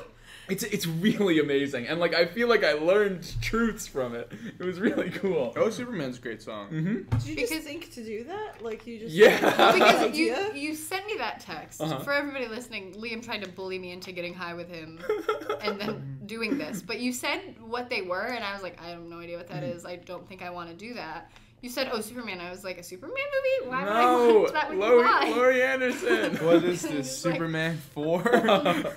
I was like really confused. Yeah. I was like, no. But now that I know what it is, that sounds way cooler I'm than telling you, sitting with it's you a- high watching a Superman movie. Yeah, no. The Eternal Champions overkill animations are a real treat, especially when you're listening to 80s electronic. Is that what the genre's called? Electronica or something? I guess it's electric music. Yeah. Electronic music, yeah. I don't know. Electric music's just zapping and lightning and stuff. Yeah, But electronic, yeah. Laurie Anderson, like, fucking, she's like a pioneer. Pioneer, yeah, no doubt. She was like the first woman to like do all that any of glitching and shit. stuff, yeah. It's really cool. Later in the night, Naruto lies awake in bed, staring at the date on his calendar, which has been brightly marked, because obviously it's the finals. Yeah. In the morning, Neji and Tenten are in the forest. Tenten can hardly stand, exhausted. Her weapons are strewn about everywhere, except for around Neji, who has a perfectly clear circular perimeter formed at his feet. Again, we don't know what that is, but if you remember the last time we saw the two of them training, Neji was in the middle of a circular crater. So there's something there. And we also cut to Shino, who was presumably also training for a long time. And we don't see him do anything except sit at a stream and look at his hand, which is covered in bugs, as he does, you know. Yep. Naruto's alarm rings, but he's been up all night, considering the danger presented to him in the very first match, a fight against the purportedly strongest genin, Neji Hyuga. Neji. Yeah. Then we cut outside and see the how do you say the word daimyo? Like the leader of a feudal lord, like a daimyo. Yeah. Well, the daimyo of the Land of Fire, which is, you know, the leader of the entire land. Sure. He's arriving with all of his convoy and other esteemed guests. Everybody's piling into the Leaf Village for the finals. And Naruto wades through the crowd, worrying because he's overhearing people talking about how excited they are to see the genius Neji compete. And Naruto has to like try and amp himself up. He's like, oh, I don't have to worry. I know some toads now, so... I know some toads. Which, like, in my head, it was so cool when he learned the summoning jutsu. Yeah. But now when you realize that's all he learned in the month, his trick is a big toad. I mean, like... You're fighting to the death with a big toad. Yeah. And remember, Okay. he summoned the big toad once when his life was in mortal danger and he had been training for weeks, so he was all out of chakra, so he had to use the Ninetales. So his trick is a big toad that isn't, like, we don't even know if he can do it again, you know? Which, like, it was implied that, now he knows how to, but we don't know. Yeah, I mean, when you really think about the situation under which he summoned Gamabunta. He got pushed off of a cliff. Exactly. Like, there's not going to be any cliffs in the finals, I mean, you know? his life is probably going to be in danger because he's going to be fighting to the death. Right. But also, Neji fucks with chakra points. And if how much chakra you put out has to do with fucking, you know, what you summon and all that shit, then hopefully I was gonna say hopefully he can't see the Ninetales' chakra points, and then it would be, I don't know, it's like something about that where, like, even if he shuts off Naruto's chakra, the then, Ninetales like, would the still be able Ninetales to. could, But I imagine it still has to travel through the chakra network, you know? But it might be a different one because it's like a separate chakra inside of him. Possible. And maybe he can only see it because it's blue. Oh yeah, so because it is kind of canon. No, but it is kind of canon that like all of their chakra is blue. Because even when you saw the chakra points, they were blue dots. Yeah, does Neji know to look for red? I like, just think it's blood. Well, maybe because, like, obviously I don't know and you do know, but, like, in my brain I was like, oh, well, maybe it, like, looks like a different thing. Yeah. Maybe it's, like, camouflaged itself within Naruto. Yeah, I mean, that's possible. And then he would be able to summon a toad like Gamabunta. Or he's going to fail and summon a tadpole. And then get his ass whooped in 2 seconds. Yeah. Summoning jutsu! And it just flops over to Neji. Neji, like, he would step on it because he's an asshole, I believe in the tadpole. You believe in the tadpole? How many chakra points does the tadpole have? Exactly, Neji looks at the tadpole, he can't see any chakra points. He's like, oh shit. It's like when you see a T-Rex and they tell you not to move. When what? When you see, like, a T-Rex in the wild and they tell you not to move. I see T-Rex regularly. Hey, dinosaurs are one of my actual biggest fears. Yeah. What else is on the list? Aquariums, question mark? Urethra stuff. Yep. And vast, incomprehensible spaces. Yeah. Yeah. The abyss. And then my favorite Liam quote or for like Home Depot. Everybody listening. I am scared of the ocean for the same reason I'm scared of Home Depot. Ooh. It's true. Because, like, it's just, there's so much to it, you know? I forgot I wrote that down. That's really fitting. I don't remember how much about this we talked last week, because we did talk about my greatest fears a little bit. But, like, have you ever been in a Home Depot? Yes. Dude, like, every time I think I know how many aisles there are in a Home Depot, there's more. And there's an outdoors section, which is divided into, like, 3 parts, you know? And it's a lot like the ocean, which is, like, so deep we don't even know what's in it. They pick up sounds from stuff that, like, should be bigger than anything we can possibly imagine, you know? And so you see how they're similar. I hate being at Home Depot. Yeah. But like, for a different, like, Donald Glover has this bit where he's like, your childhood kind of dies when you go to Home Depot and you're like, ooh, doorknobs. But it's like, it's true. Because there's no toy aisle. Exactly, because when I go to Home Depot, I'm just like, oh, that paint looks nice, or like, that door looks crazy, and I feel like shit. That's funny, though, because obviously we come from different backgrounds. Home Depot was kind of my childhood. Holy shit. Like, I would go there if we were doing, like, but if we were doing, like, housework, I'd be like, Dad, can I come? And I'd get the little, like, paint swatches. Wow. Or, like, I'd, like, go with my mom and look at light fixtures because I really like interior design and have since I was, like, a child. Yeah. So, like, Home Depot was my childhood, and I love going to Home Depot, or I'd go and look at flowers because I love flowers and gardening. When my dad would force me to go, I would just climb the huge stairs to, like, the top row, and then they'd have to force me to come down. I'd be like, fuck you guys. Well, listen, to get, like, really deeply personal about why I'm scared of Home Depot, I was actually, despite the fact that my dad and I have, like, a good relationship now and everything, when he and my mom were married, it was not good at all, you know? And he, like, in order to avoid, like, spending time with me and my brother, ultimately, he would obsessively, like, clean and fix up the house, you know? And so it's a lot like your dad running out for cigarettes, except he would just always be at Home Depot to buy supplies. And I remember when I was a kid, there was a time when I was like, hey, Dad, you know, but, like, sincerely, you know, I was like, hey, Dad, do you love me or the house more? And he was like, I don't know, Liam, leave me alone. Oh my god. Wow. So, like, is my fear of Home Depot deep seated? Yes. Yeah. That's less of a fear about Home Depot. And more of, like, I really think you're just, like, projecting onto Home Depot. Oh yeah, no, probably, but also it is spooky in there. Like no doubt. Yeah. Yeah. Any other I love fears? Home Depot. Yeah. And I'm scared of dinosaurs because this is another dark, sad story. No, when I grew up, near where I grew up, there was this place called, I swear to God this is true, there was a place called Dr. Spooky's Animal Sanctuary. What?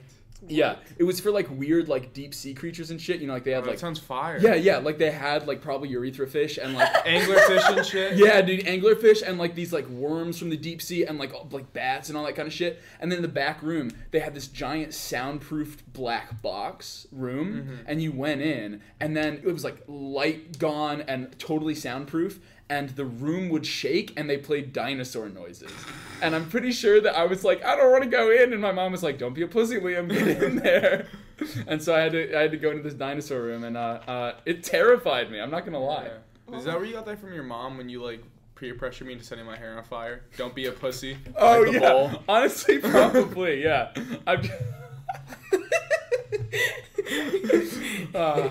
Classic. Yeah, yeah. It's like I always say, some people have therapy, some people start Naruto podcasts. Right. So Naruto visits the guy that we're talking about. Visits the training grounds at which the bell exercises were performed. Way back with Kakashi and Sakura and Sasuke, all those kids. And our wacky, crazy characters. Yeah. You know, our with characters such as Udon and you just love Udon. I like shitting on Udon. I feel like you have to validate his existence, or else he's just doing math constantly. Yeah, it's like he's like you know how Gaara validates his existence through killing? Yeah. Udon validates his existence through algebra. Yeah. But he goes to the bell exercise area and he finds Hinata hanging out there. She wonders why he's there, and he's just like, oh, you know, this is where I became a genin, and like this is a big day for me, and I'm just like, you know, I'm just kind of revisiting. Naruto asks Hinata about her cousin's strength, and even though they both know Neji is insanely strong, she believes Naruto can win. After all, it was his encouragement that boosted her self-esteem and helped her perform so well in her fight against Neji. She thanks Naruto for helping her grow as a person, but Naruto doesn't believe he's as strong as she thinks. Even though he acts tough, he always feels like a failure. See, Naruto's doing that thing you just did where you just break into like a really depressing story. And it's the first time we've ever seen Naruto do it. Yeah. It's kind of like terrifying. Usually he's like incessantly upbeat, but here he's really not comfortable with these finals. Yeah. Which sucks because he's probably because he's like, I did only summon that giant toad one time. Yeah, it was a tadpole. It's probably setting in that like Neji is this amazing genius, and he might know a frog who doesn't even like him. Yeah. Even if he does summon Gamabunta's gonna be like, this is not my scene. What am I doing here? Yeah. To be fair though, at the end of last week's episodes, when we left Gamabunta, he did catch Naruto and then place him gently back on his head and was like... But that's all an act. He did that like when he passed out, you know? Yeah. What do you mean that's all an act? That's all an act. The rest of it's an act that he doesn't like him because if he was passed out, why is he acting? That's the act, exactly. Naruto grew on him by the end of that. So maybe it would help. Although I still feel like if you summoned Gamabunta to the middle of the Chunin exams, which is like a test for children, that Gamabunta would kind of storm. Would be like... Yeah. He'd be mad. He'd be like, I think either way, if a giant ass fucking man toad was like, what you? Yes. That's all he would say. Oh yeah. But then that wouldn't help in the fight against Neji. Well, no, he'd look at Neji and be like, you, what? Oh, and step on him? And then he'd like step on him. All right, yeah. Or like pick him up with his tongue and like throw him in the air and he'd fall. Fair enough. But yeah, Naruto... He's pile driving with his tongue. Yeah. Classic pile driving. But yeah, no, Naruto's really shaken, and so Hinata thanks him for... Do you have something? Because you gotta cut me off. Was this us finding out that Hinata wasn't dead? Because you were like, is she dead or this not? was us finding out. Yo, okay, but not only did Raj and I drop the ball by constantly talking about Hinata as a grown-up, but also the show kind of dropped the ball. Yeah, there just wasn't a reveal. Yeah, and the show also doesn't care. Yeah, and they're at the hospital all the time now. That's just where they hang out. Yeah. So like, we never saw her hospitalized. So was she just fine right away? I think that because of this podcast, which is a rare way to, like, most people don't watch Naruto a few episodes and then 2 hours of conversation at a time. Yeah. You know? So like, because of the very specific way we're consuming the show, we've latched onto Hinata. But I think that, as I've said before, most people in their watch-throughs really either don't care or actively don't like her. But so, like, they just didn't care. Yeah. They just didn't address it at all. Yeah. I mean, but you guys were like, is Hinata alive? Like, as if it was going to be a Well, weird fucking thing. with And then, you, that's and then Well, she's just here. yes. Like, okay. Well, like, I don't know, if you want to put any amount of, like, thought into it, I guess, it's, like, there was a lot of time that passed that we didn't see at the hospital. Like, 3 weeks of just that's true. shit. Like, in universe, it makes sense, but just, like, for the show. For the show, Yeah. huge gap. And I wonder if, I wonder if Neji visited Hinata in the hospital because they're cousins. No, he's trained the whole time. Probably Yeah, not. you're right. But maybe his Neji's dad dragged him to the hospital, you know? No, his dad fucking hates. They all hate Hinata. Oh, right. 'Cause she's like it's the- all about whole his family dad's feud. Karl Marx at this point. Yeah. Wow. Yeah. I guess that. Wait, what about Karl Marx? The side branch and the main branch and the whole. proletariat Yeah. bourgeoisie. Oh yeah. Okay, I got you. Right. But so Hinata sees she's like, yeah, okay, so maybe you are a failure, but you're a proud failure. And she's like, no, you're not perfect, but it's your perseverance and your courage to never give up that demonstrates your real strength. Good message. Good message. Yeah, no, it's like some bomb-ass truth. And all of the children that watch this and have been getting nothing but pedophile shit Yeah. for the past 4 episodes. And all the children who listen to our podcast who have mostly been hearing about weird sex tangents for the past, 5 weeks. This is a good This message. is good. Yes, he's a proud failure because if at first you don't succeed, try again, you know? For all the times that my mom bullied me, one good moral that she always instilled is failure's okay as long as you learn from it, you know? And that's I don't think my mom ever said that to me. So there you go. My dad just told me to make money. Yeah, that's fair too. That's also a good. No, I think my dad doesn't really give a shit. Mm-hmm. He's just like, yeah, I love you, you're fun. And my mom was like, oh, well, you failed. Why did that happen? And I was like, I yeah, don't well, know. so Like, then that sucks. the message for everyone is, ultimately, It's okay. Make money, chase the bag. Yeah. Learn Who from cares? your failures and keep going. Keep Yeah, trying. exactly. Don't never give up. Believe it. Yes. After dropping that bomb-ass truth, Hinata sheepishly steps behind a log, and Naruto thanks her for lifting his spirit. He hurries off to the match, turning back to admit that he was wrong about Hinata. He's like, I'll be honest with you, I always thought you were like a weird, creepy stalker. So did I. Broke her heart, bro. Yeah, but he's like, I realize now that I really like ... People like you, which is enough for her, though. I mean, Which Stuns her. yeah. she's like, I love that. okay, Naruto. Yeah, she straight up can't move. I imagine what would have happened if he had said, "I really like you," more direct instead of "people like you." But I guess She would have exploded. Oh my gosh. Yeah. Yeah. She would have nut in her pants. I mean, yeah, you're right. Fireworks go off in the distance, announcing the start of the exams, and Naruto runs off just as, and this is a lot like Ino going to the hospital to visit Choji in the last episode, Kiba arrives. And I feel like often we think of Kiba in terms of his relationship with our main boys, he fought with Naruto in the prelims, and we think of Hinata in terms of her relationship with Naruto, she has a crush on him, he might be cute with her, whatever, but he shows up and he's like, oh, sorry I'm late, let's go watch Shino, our friend whose team we're on. This is like Naruto and Sakura meeting up to go see a match that Sasuke's in or something, you know? I don't know, it was just weird to see, and they're both in off-work clothes, you know? Yeah. It's very strange. But Hinata is too enamored with Naruto. From Namaste. She can't even respond. She's like, Yeah, she's not Namaste. She's not at peace at all. She's all riled up, Or maybe she's at peace. Maybe she's getting ready to just die. Yeah, but I can die now. But they're rocking the boat, as they say. Is that Guys and Dolls? Sit down. Is that Guys and Dolls? Yeah. Oh, I love Guys and Dolls so much. It's my favorite musical. Naruto races through the village to the arena, but Konohamaru shouts at him to stop from an alley. Then Konohamaru's like, my friend needs help. Hurry, this way. There's no time to explain. So Naruto runs after him, and he's like, actually, there is time to explain. You're the friend that's in trouble, and I'm just giving you a shortcut. Which is a weird way to advertise, but fine.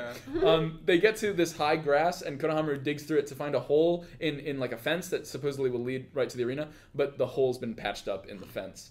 Naruto tries to run away, but Konohamaru grabs his leg, promising him a different shortcut that can get them to the arena in an instant. The two pull off a manhole cover, and Naruto dives into the sewers of Konoha, flying out far away, directly into the hot springs out of a tree, also. This was he like... questions. Yeah. Out of the Which I'm questioning. Yeah. How? How and One, gravity question mark? Did they gravity forget to question wind mark? up the sewers? Yeah. What? Thank you. No, but Very good. It was like some weird like Grinch shit too. Yeah. Like you go into this weird hole and then you come out of this other thing facing the other direction. Yeah, That's like, how that works. and up out of a tree and then like arcing. it was hardly a manhole sewer system. It was more like a manhole like amusement park ride. They were Yeah. swinging and Just a swapping tube. and yeah, it was absurd. We love tube rides though. It really, and why the fuck a tree? And even if it was a tree that like the sewers led out of or whatever, why did the tree overlook the hot springs? It was a hollow tree trunk that they went all the way out the top of the But tree. the number one is it's hot springs where people take baths. Exactly. Why would the sewers go to that? Yeah, That's nasty. and even if they, well, no, there is no even if. No, like, why does he go to the hot spring? Why, to get to the hot spring, does it shoot out of a tree? Like, there's so many questions. Like, man, I really gotta wash up. Yeah. Oh, I know. Let me just hop into this manhole and then come out of a tree. Yeah, it's almost like almost all of this episode is obnoxious filler to try and stretch until the finals start. Oh my gosh. Desperate to do well by Naruto, Konohamaru tells his idol to hijack one of the nearby bulls parked by the bathhouse by the feudal lords. Naruto mounts one of the bulls. Or actually, Konohamaru, I didn't write this in the outline, but like he's got quite the sales pitch. He's like, "Oh, these bulls are faster than a raging racehorse." Yeah. Yeah. And we saw this little animation of a really poorly drawn horse that like really stood out in my mind. I like pictures of poorly drawn horses a lot. Yeah, this was one of them. Yeah. You ever see that picture where it's like that little kid's horse, and then they Photoshop a real horse? Yeah, that one's so funny. Yeah, it's so good. But yeah, Naruto mounts the bull and kicks it forth, but it immediately bucks him forward off.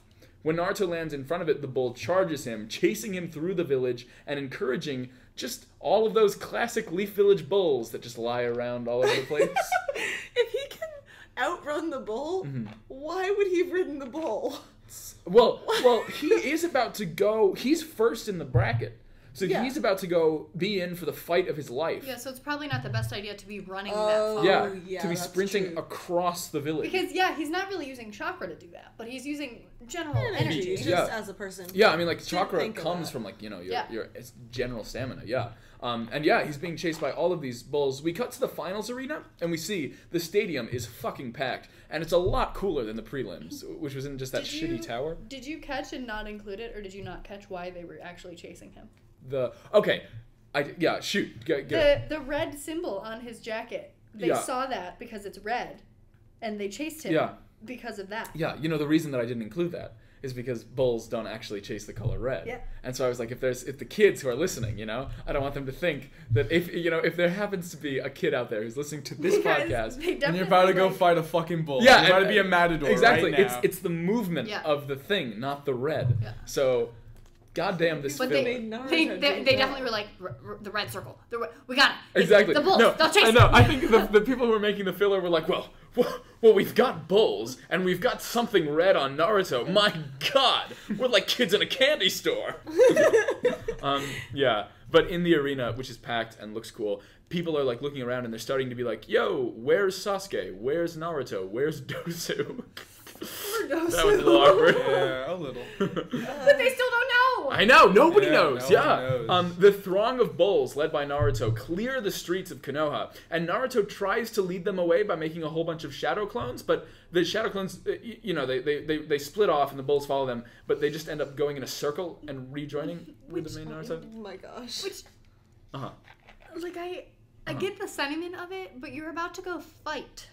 Why would you make? Why would you use your chakra to make that many shadow clones? Like an absurd amount of clones. Yeah. Isn't he fighting first? Like you need two more to run off. Like why does he need 8 that way, 8 this way, and 8 still going forward? I think it might have been more than 8. I mean, like this is almost like the so most many. clones we've ever seen him make, other than like against Mizuki. He's got the group that goes to the right, the group that goes to the left, and then a group just with him. He stays in a group. What is the fuck? What is the fuck? What is the fuck? Well, it doesn't work anyways. They all get up back in together. Which was the stupidest. Yeah. This series of events is the where worst. they run off, and then it's super like bad cop movie. Yeah. Where like then more bulls come from the opposite direction, and they're like, what? Oh yeah, and then they pull up in front of them, and they turn aside. Yeah, the bulls just surround them. Why are there that many bulls in the Leaf Village? I know! What is going on? And why are they all, like, they can't even all see Naruto's red circle anymore, so even the internal logic doesn't make sense. The bulls are just trying to, like, they're trying to chase him down. They're just stampeding. Yeah, it's well, frankly, it's just nonsense. But Naruto eventually runs with the bulls behind him to the final stadium, and he gets to the doorway, and it's like difficult for all the clones to shove their way through. Yeah. Release the jutsu, or don't have done it in the first place, but whatever, because all of the bulls run up to the shadow clones. Well, no, because wasn't it somebody was like, oh, we don't allow late arrivals? There's like a guy at the door who was like, you yeah, can't come because you're late. I wasn't even going to put that in, because he's the first contestant. Of course they're going to let it. Why the fuck would that guy say that? Well, and they recognize him. Probably won't let them in. Yeah. But Sasuke, Dosu, and Naruto are all missing. Are they just going to disqualify all three of them? Yeah, probably. Well, they're not going to disqualify Dosu, because Dosu's dead. Right. That's true. Well, if anything, they'll disqualify his corpse. Yeah. I mean, that's the ultimate they were disqualification. Oh, okay. I guess that's fair. If they, like, as a dickhead move, they hype up Shikamaru, and then they just throw in, like, Dicey's dead corpse. Yeah. With maggots. They're like, fight. And Shikamaru, they're like, but Shikamaru, like, they pull him aside before the match, and they're like, listen, you have to make this look good. Yeah. So look, there's a lot of people that came to see this. So use that shadow possession shit you have, and make beat the shit out of yourself. Yeah. Exactly. Whoa, yeah, that's what I was thinking. That would be so funny. Shadow puppet theater, beating the shit out of yourself edition. Oh my god. But anyways, the bulls sort of run into all the Narutos and launch him into the stadium, and he shoots across the arena and he lands next to Shikamaru. And Shikamaru, as we've established, is just friends with Naruto now, I guess, and he helps him up. And Naruto's like, hey everybody, there's bulls coming this way, everybody look out for all these bulls. But nobody cares, because that was all stupid fucking filler, and we're just forgetting about it, and we're never gonna address it again. Everyone staring at Naruto was just the audience. Yeah, they're it's like shut up. It's like in universe they realized that was dumb filler, and they're like, buddy, it's over. We're in the finals. The characters animated themselves. They like turned their own neck. Like, shut the fuck up. They were like, bro. we're back to what people care about. You need to stop talking about bulls.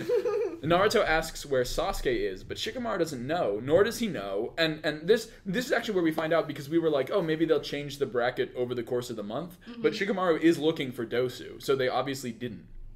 The new proctor, because Hayate obviously got murdered and then eaten by crows, but the new proctor tells the two to quiet down and face the crowd proudly. After all, they are the heroes of this final round of the Chunin exams, and everyone is cheering for them.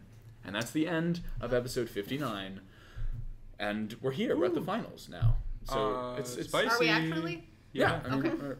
But I thought we were going to be at the finals like an episode ago. So yeah, we could just have more filler about bulls. Yeah, the bulls get into the arena.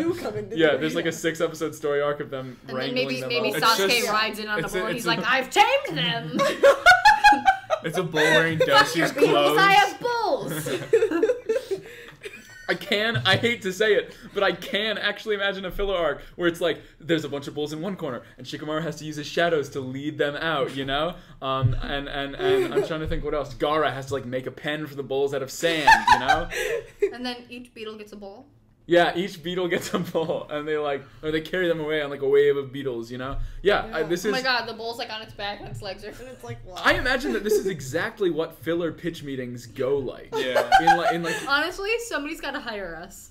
Oh yeah, most definitely. We'd be great at making filler. If we don't all get if any of us wanted jobs in making like any of this kind of shit, and we didn't get hired off of the reels that we could make off of this podcast, I would be frankly very offended. You know? Yeah. I honestly think that I want to apply for a job of like localizing like anime. Not because obviously I don't know Japanese, but just you don't? I know. I did try to learn it when I was a kid, but so did I. Yeah, right? My mom told me I was gay. Yeah, my mom told me I was a nerd, so I think that it would be fun to, even if like the direct words were given to me, to localize it and make it into something, you know? Yeah. But that's neither here nor there. What did you guys think of these episodes? These terrible episodes. So, the first one, not the worst thing we've seen. I like kind of enjoyed it. The second one was fucking awful. Yeah. I hate Konohamaru still. Well, like annoying as fuck. But the Hinata scene is like my one takeaway. You know, Konohamaru is like a filler goblin. Yeah, no, for real. Whenever he shows up, we get this bullshit filler every single time. I hate it. I hate everything about it. It pissed me off to watch the episode. You guys remember episode 26? Yeah, of course. Yeah. Famously, our first Rio Radio episode. He shows up and does this obnoxious filler. It's literally like he shows up just to annoy us. Yeah, but that's a thing, is that episode 58 it's in the manga. It's not that stretched out and obnoxious. It's like one chapter, you know, but it's there. Episode 59, like we needed to get Naruto to the finals. Yeah, and like to do that, you have to watch that episode. But pretty much everything in it is filler. Yeah. Like, there's no bowls in the manga. There's no sewer system. There's no encounter with Konohamaru. I think it's, you know, like, you see Naruto go to bed, and then he goes to the finals. Yeah. You know? Yeah. So, like... Oh, these sucked. Yeah, no, they definitely did. Yeah. And 59 hurt my ears. Did anyone else get that? Yeah, that shit sucked. Like, specifically the scene where Naruto and Konohamaru are both yelling when they're trying to wrangle up the bowls. Yeah. Yeah, it was just obnoxiously loud, and like the bass. Was, yeah, the annoying. bass. I mean, like I know that you have tinnitus. Yeah, and so I don't know if like it was hell. There's an issue with my ears as well, but like it like actively hurt them. I didn't have a problem with it, but I was also listening with one earbud. So I was listening with both. Yeah. Didn't have an issue. Wait, with earbuds though? That could be part of it. I listen just out loud, you know. I don't know if earbuds I usually listen clean up audio at all. Today. Yeah, that's fair. That's fair. But yeah, the Hinata scene was really good. I think that was my favorite scene of any of these episodes. It's kind of the first time that Hinata's said anything to Naruto. Yeah, and he also just approached her this time to like talk, which that was cool. Yeah, like usually she's like, not Naruto, and he like doesn't hear her for a while, and then she has to get his attention. Yeah, something I just remembered now when you said that is that also there was a point, I think it was when he was like being like, oh no, well I'm actually just like a failure and I suck and I'm weak. I always forget how good your Naruto impression is. I'm so sorry, but it's crazy. Somebody hit me up. Yeah, you should do voice acting for these kids. Like, honestly, you know, really, really, truly, and Raj, you can probably attest to this. You genuinely sound like Amanda Miller, the voice actor of Boruto. Like, a lot like her. She's also a theater kid. I can do that. Yeah, it's true. Yeah. You get along with her. That. All right, sorry. No, but she like I forgot what she said, and I should have written it down. But she said something to like get his attention to make him stop like being down on himself, and she got out of that like, Naruto, and she was like, no, stop. Yeah. Like she had like substance to her voice, and it got like harsher and it was because I actively like, don't love Hinata's voice actor with the whole. I love it. It's because you can do it very well, and we get comments about you doing it. I can put it on my on your resume. Can make sex noises. Can make sex noises like Hinata. No, but like she had substance to her voice, and all of a sudden became this character that was standing up for Naruto, not from like a corner of like, well, I think Naruto's cute, so yeah. She was like, no, Naruto, like you're incredible. You inspired me. Like, you're worth it. And it became something, and I was like, whoa, that's crazy. Yeah. Because her voice is so like mousy and quiet and nothing, and then it became substantial and like really powerful. Yeah. Yeah, and no, hell yeah. That was a great scene for Hinata, honestly. Yeah, Hinata. Yeah. All right. So, all right. I guess let's get into some reader responses. First up, as per always, usually at least, I'd like to, I don't know, it's what we do. I'd like to do some Patreon shout-outs, of course. This week, our Genin tier shout-out, which means you get one episode of the, you get one shout-out. I'd like to shout-out Jeremy G. Jeremy G. He's in the Discord. That's how I know him. That's what I know him from. Legend. Does anybody remember what he talks about? I don't particularly, like, off the top of my head, you know? But he's active in it. Yeah. And that's what matters. Yeah. And that's cool. Jeremy, he's the voice actor. Jeremy's the voice actor? Jeremy G, yeah, he's the Haikyuu voice actor. Holy shit, yeah, that's huge. Yeah, no, amazing person, yeah. Yeah, oh my god, yeah, this is the guy in, do you know who he voices? Actually, I looked it up, a while ago. Yeah. But I could tell you in a minute. Okay, yeah, but, Jeremy G. Oh, wait, actually, right here. Saisho Sayotome from Food Wars, the second play. Shigeru Yahaba from Haikyuu, Komaki from Haikyuu, Keiji Akashi from Haikyuu the second season, and Yuzuru Komaki from the second season of Haikyuu. God damn. So yeah, this Jeremy G guy is just a actual voice actor man who is like in our Discord because he absolute legend. That's so exciting, yeah. And as always, our own personal legendary Sanin, Dave Mata, Nina Kelly, the best, and Pro Hendrix, the best. Yeah, Pro Hendrix finally making a name for themselves. You know, they were talking in the Discord just the other day. Yeah. Because of course we know an absurd amount about Dave Mata and Nina Kelly, and we have to know all of the personal details of Pro Hendrix because then we can work it into the episodes as we always do. Yeah. Well, okay. Let us know what you think of these episodes. Ask questions, give comments, etc. You know the deal, pretty much. Yeah. But you can reach us. Our what do you call it? Email is narutalkpod@gmail.com. Our Facebook is NaruTalk, the Naruto ShipPodcast. On YouTube, we're NaruTalk Pod. When does this episode come out? No. Okay. Because eventually I'm gonna have to plug the video that Raj and I made for Anime NYC, but I have to plug that like in the future, you know, but also in the past. Time travel. Yeah. So it's the whole thing. But that will be up there, so check it out, you know, and our normal videos are there too. Instagram and Twitter, we're at NaruTalkPod. You can use hashtags like NaruTalk, NaruTalkPod. I don't know. I just feel like hashtags are a good thing to plug, you know? Yeah. I don't know. It's a good way to find us. Yeah, if you hear us say something, then make a hashtag out of it, you know? Like, West Wumbo was something that Raj said during the live show that people really seemed to enjoy. So, hashtag West Wumbo. West Wumbo. You don't know where something is. Yeah, all of our Naru quotes. Yeah, exactly. But I haven't written any down because you haven't given me any. Well, because once we get a $25 patron, which is the mailbag with shit, then we'll have to do stuff. Actually, call to action. Send us your favorite NaruTalk quotes. Yeah, that's actually know very interesting. What's something you liked hearing us say? And then I'll make little art of them. Yeah, tweet at us. I know you guys like hearing us talk about Shikamaru shadow sex and all that stuff, so please. And vor porn. And my complicated history with my dad. Our favorite topics. What a podcast this is. Right, our website is narutalk.wordpress.com and our Patreon, www.patreon.com/NaruTalkPod. There's tiers on that motherfucker. There's the $2 tier, gets you in the Discord. We got a couple $2 epic buddies in there. $5 tier, you can listen to our bonus episodes. For example, this Thursday is coming out Rio Radio episode 4, Ships and Showdowns. So like, we're going to talk about just like, I don't know, like, look, Rio Radio is pretty free-formed, and basically the what do you call it? Like, the format? Yeah, the format, just the guiding principle of Rio Radio 4 is just going to be talking about the Naruto world a little more freeform without like just a loose conversation, but around Naruto as opposed to like these episodes and shit. Yeah. So check that out. It'll be really good, and it comes out this Thursday. So that's only $5, and it's like around Christmas time, you know. Black Friday happened last Friday, or 2 Fridays ago. Who knows? 2 Fridays ago. Look, it's the holiday season. Last Friday. It's the holiday season. It's the holiday season. Give yourself the gift of hearing us talk about ships and showdowns, folks. At the $10 tier, you can tell us what to do an episode about. At the $25 tier, you get a physical mailbag full of all sorts of shit. No one's done that yet, so I don't know what's going to be in it yet, but believe you me, it will exist. And it will be fantastic. Any amount of money helps and is greatly appreciated. Believe me. Links for all that shit is, you know, in the description, or like, I don't know how Spotify works, but it's probably around somewhere. Most of our listeners are from there, but like, I actually don't know where it goes on Spotify, so. But the point is, here are things people said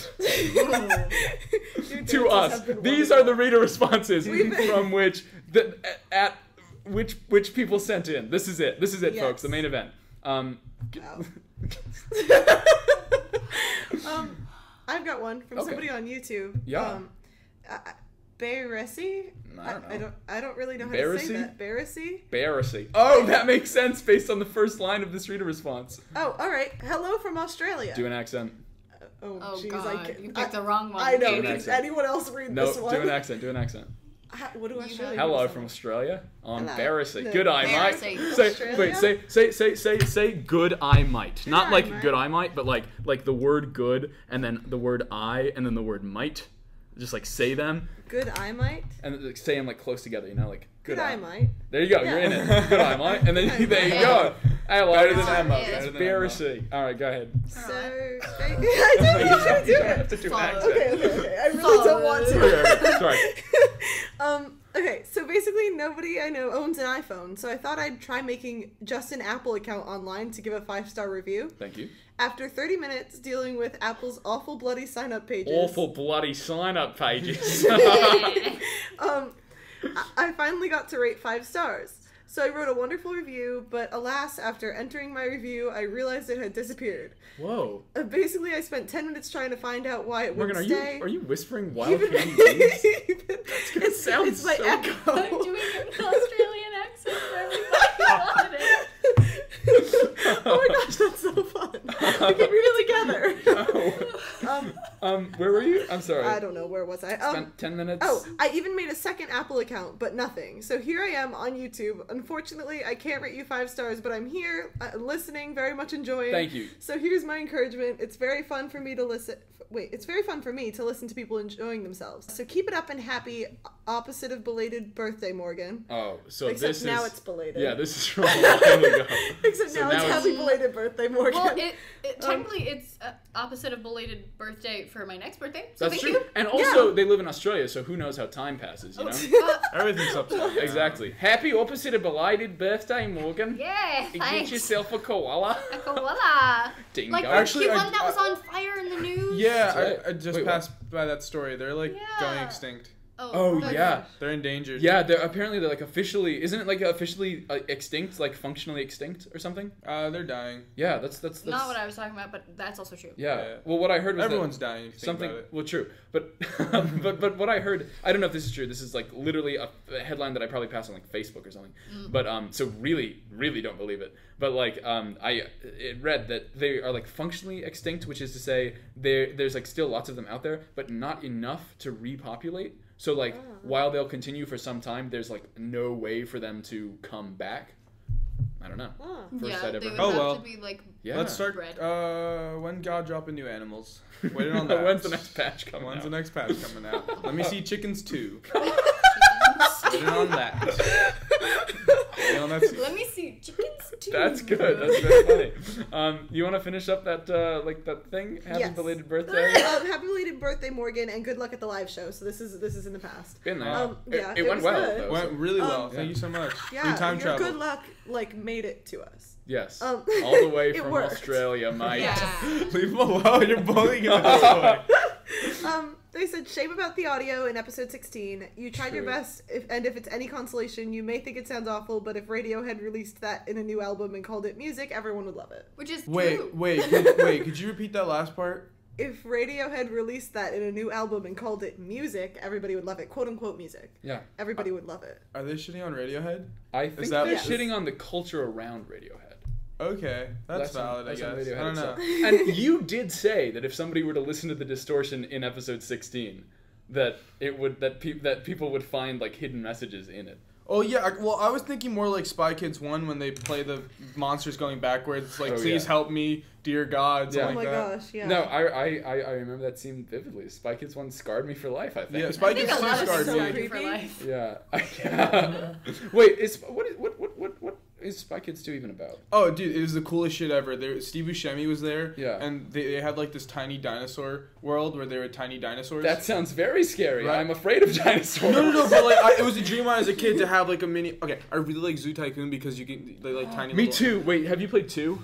No, I played the DS one. Yeah, 2. Oh, that's- Zoo Tycoon 2 on the DS is Yeah. fucking incredible. So fun. Why is there no Zoo Tycoon game on the Switch? Well, they made one for the PS4 and it sucked a lot, and they kind of killed the franchise. Oh, it's because it's owned by EA now. Yeah, EA sucks ass. I have been trying to emulate Zoo Tycoon 2 on my fucking laptop for so goddamn long. Yeah, no, it's a great game. But the idea of Zoo Tycoon, but with tiny dinosaurs, Yeah. kind of like blew my mind. Wait, so you must have had Zoo Tycoon 1, because in 2 you can do dinosaurs. Oh, then I had one. I don't know. I kind of when I had it, I focused on putting a lot of crocodiles in places where crocodiles shouldn't go. So that was just my gimmick. Alright, fair. But yeah, dude, you gotta play Zoo Tycoon 2, because you can do dinosaurs in that one. Real Radio asks if you want to see me laugh at crocodiles being in weird places. Should we do like a Zoo Tycoon 2 one? Oh yeah, we could do whatever. We could just watch vor porn for Ria Radio. I don't care. I mean, we could. If a $10 patron is like, can you watch vor porn? Pro Hendrick still hasn't put in his request. I'll watch all the porn you want me to watch. I'm not playing video games. I'm glad you draw a thin drawing the line is video games. Let's do another. All right, I'll hop in here now. Right. So we have a wonderful comment on Twitter from Travis Bohannon at Shaggy Pac-Man. You just followed me on Twitter. I'm sorry I'm breaking the immersion. I'm not the person you think I am, hopefully. I hope I am. They said, I love NaruTalk, but I'm a little saddened every time they insult Boruto. Man, that sounds like you problem. But I can forgive them easily enough because they don't insult the people who enjoy it. Thank you for that. Do we insult? We don't really insult Boruto that much, do we? No, but apparently I sound like the voice actor. You do, yeah. No, well, I mean, so it's mostly just you. You're like, the manga's good, which like in turn says the show sucks, which you're not wrong. I do agree the show is fucking awful. But Travis, you know it's not awful? You are a wonderful human being, and I love you, and you're the best. At Shaggy Pac-Man, stay well forever. Drink water, stay healthy. Yeah. And drink water. We finally have a nice little bit of fan fiction happening. Mm-hmm. Oh yeah, we actually do. After so much request. From Instagram user Evan Toad. Waking up from a deep slumber, I put on my sandals and go to the fridge. Taking out a carton of milk, I read the expiration date. Only 2 weeks ago, I exclaim as the curds fall out of the opening into my bowl of ramen from last night. I take my breakfast out to the porch to have my morning cigarette. I never smoked before the podcast, but I know I look cool as fuck now. There's a lot of deep cuts in this. Yeah. I attempt to eat the ramen like they do in anime, and end up dumping a cold mixture of instant ramen and curdled milk on my orange jacket. Sorry, I did not clean up any of this at all. Oh, I'm doing it in my brain. I love it. I have class soon, I remind myself with internal dialogue. I affix my Leaf Village headband and get into my cool ninja car. I get on my Spotify and go to the only station that matters, NaruTalk. We're a station now. Realizing there are no new episodes, I go to the second best station, Asian Kung Fu Generation. Yes. I speed to campus while the song Haruka Kanata blares through my speakers. As I get closer to campus, I notice two middle school chads bullying a queen. I get out of my car and confront the foes. A hero always shows up at the last second, I shout. One of the chads had skin color Emma would hate. Oh my god. Oh my gosh! Believe it! This is for Emma! Oh no! He committed a hate crime. Name of Emma. Hey, I like it in this fanfiction. You could have done anything you Emma want. doesn't listen anymore. You chose to commit a hate crime in your fanfiction, buddy? Oh my gosh. That's good. Believe it! This is for Emma! I yell as I Naruto run at the enemies. I attempt to punch at one of the children, but I miss. His taijutsu far surpasses mine. He goes back to strike me, but I pull out the log I keep strapped to my back for this type of occasion. Sure, classic. The log falls to the ground, confusing my opponents. A shit ton of trained stink bugs come out of the log and scurry around aimlessly. Holy shit. Ha! I know, he's hitting every era of listener, Naruto. yeah. Ha! Oldest trick in the book. Only Genny would fall for that. Confused, they call me a fucking fat weeb. I'm not fat. I'm just chubby. I teleport behind one of them. Nothing personal, kid. I say as I prepare for a forbidden-ass jutsu. I'm reminded... To be clear, Two levels it's definitely not a forbidden-ass jutsu, it's a forbidden-ass jutsu. Yeah. I'm reminded by the haunting image of what Chris Hansen would do to me if I fingered this kid's ass. Oh my gosh. Talk no jutsu is my only hope. Oh, I should explain that really quick. We haven't really seen it except for, I guess, against Zabuza, kind of. Yeah. But Naruto, pretty consistently, when he's fighting like a big bad of something, he'll just talk to them about his feelings and then resolve it. Because he made Zabuza cry when Haku died. He was like, and you don't care about your friend. And Zabuza was like, I'll take care of the real bad guy here. And that's a consistent thing through the series. And the fans call it Talk no Jutsu. Because it's like, in Japanese, it's like Kagebushin no Jutsu instead of Shadow Clone Jutsu. God damn it, I'm such a nerd. This is crazy. No, I'm with you on this one. But it's so no jutsu is how it is in Japanese, and so talk no jutsu is just like him talking as if it was a jutsu because it always fixes every problem. That's that. Okay. All right. Talk no jutsu is my only hope. As I tell the children about friendship and a cool podcast, they call me a homo and leave. I definitely made a friend out of him. Oh my gosh. I light up another really cool cigarette and offer one to the girl that I saved. Chad move right there. She declines as she palms her hair to the side to reveal a 6-pack forehead. Wow, episode title. Very Obviously, nice. this girl is useless and hooked on... What? Catra. What? Sorry. Okay, that's a throwback to a joke from the first 7 episodes. Naruto called chakra Catra back when he didn't even know what chakra was, and we were joking that Catra is like crack, and in the ninja world they smoke the Catra rock. Oh, all right. Well, obviously this girl is useless and hooked on Catra to turn down the possibility to look cool. Oh my I leave and go to class to avoid this thought. That's spelled, obviously, T-H-O-T. In class, I get a text from my girlfriend. She's breaking up with me because she found a bunch of hentai on my computer. Okay, well, good arts. Classic. I don't need that thought. Good art. I'll find a big titty anime girlfriend. Okay, for the record, that's what Liam has promised me as reward for this podcast. A big titty anime girlfriend? That's what I always tell him. I'm always like, Raj, there's going to be a listener, and it's going to be a big titty goth anime girl. Anytime I have like any trouble with the podcast, I'd be like, Raj, in the end, you will get a big titty goth girlfriend, and it's going to pay off. Don't worry. Was that talked about on the podcast, and this is now a reference? Maybe, but I think that this is also kind of just culture. I think this guy just knows so much. He's like listened to so much of the podcast that he can extrapolate. And he, like, if he closes his eyes, he can see our lives. Yeah. Please be a patron. I want to talk to you. Yeah. So my professor starts handing out an exam. This should take you 3 hours. Nani? What? Wow, nice. What? I can't believe you did that. I can't fucking believe it. Yeah, that was. Listen, I can't not. I can't believe it. I pull. Wait, do it. I can't. Do your Naruto impression. Why? Because you're good at it. I just did that. I love the Why do you have to nani. make me do it back to back? I don't know. I can't believe it.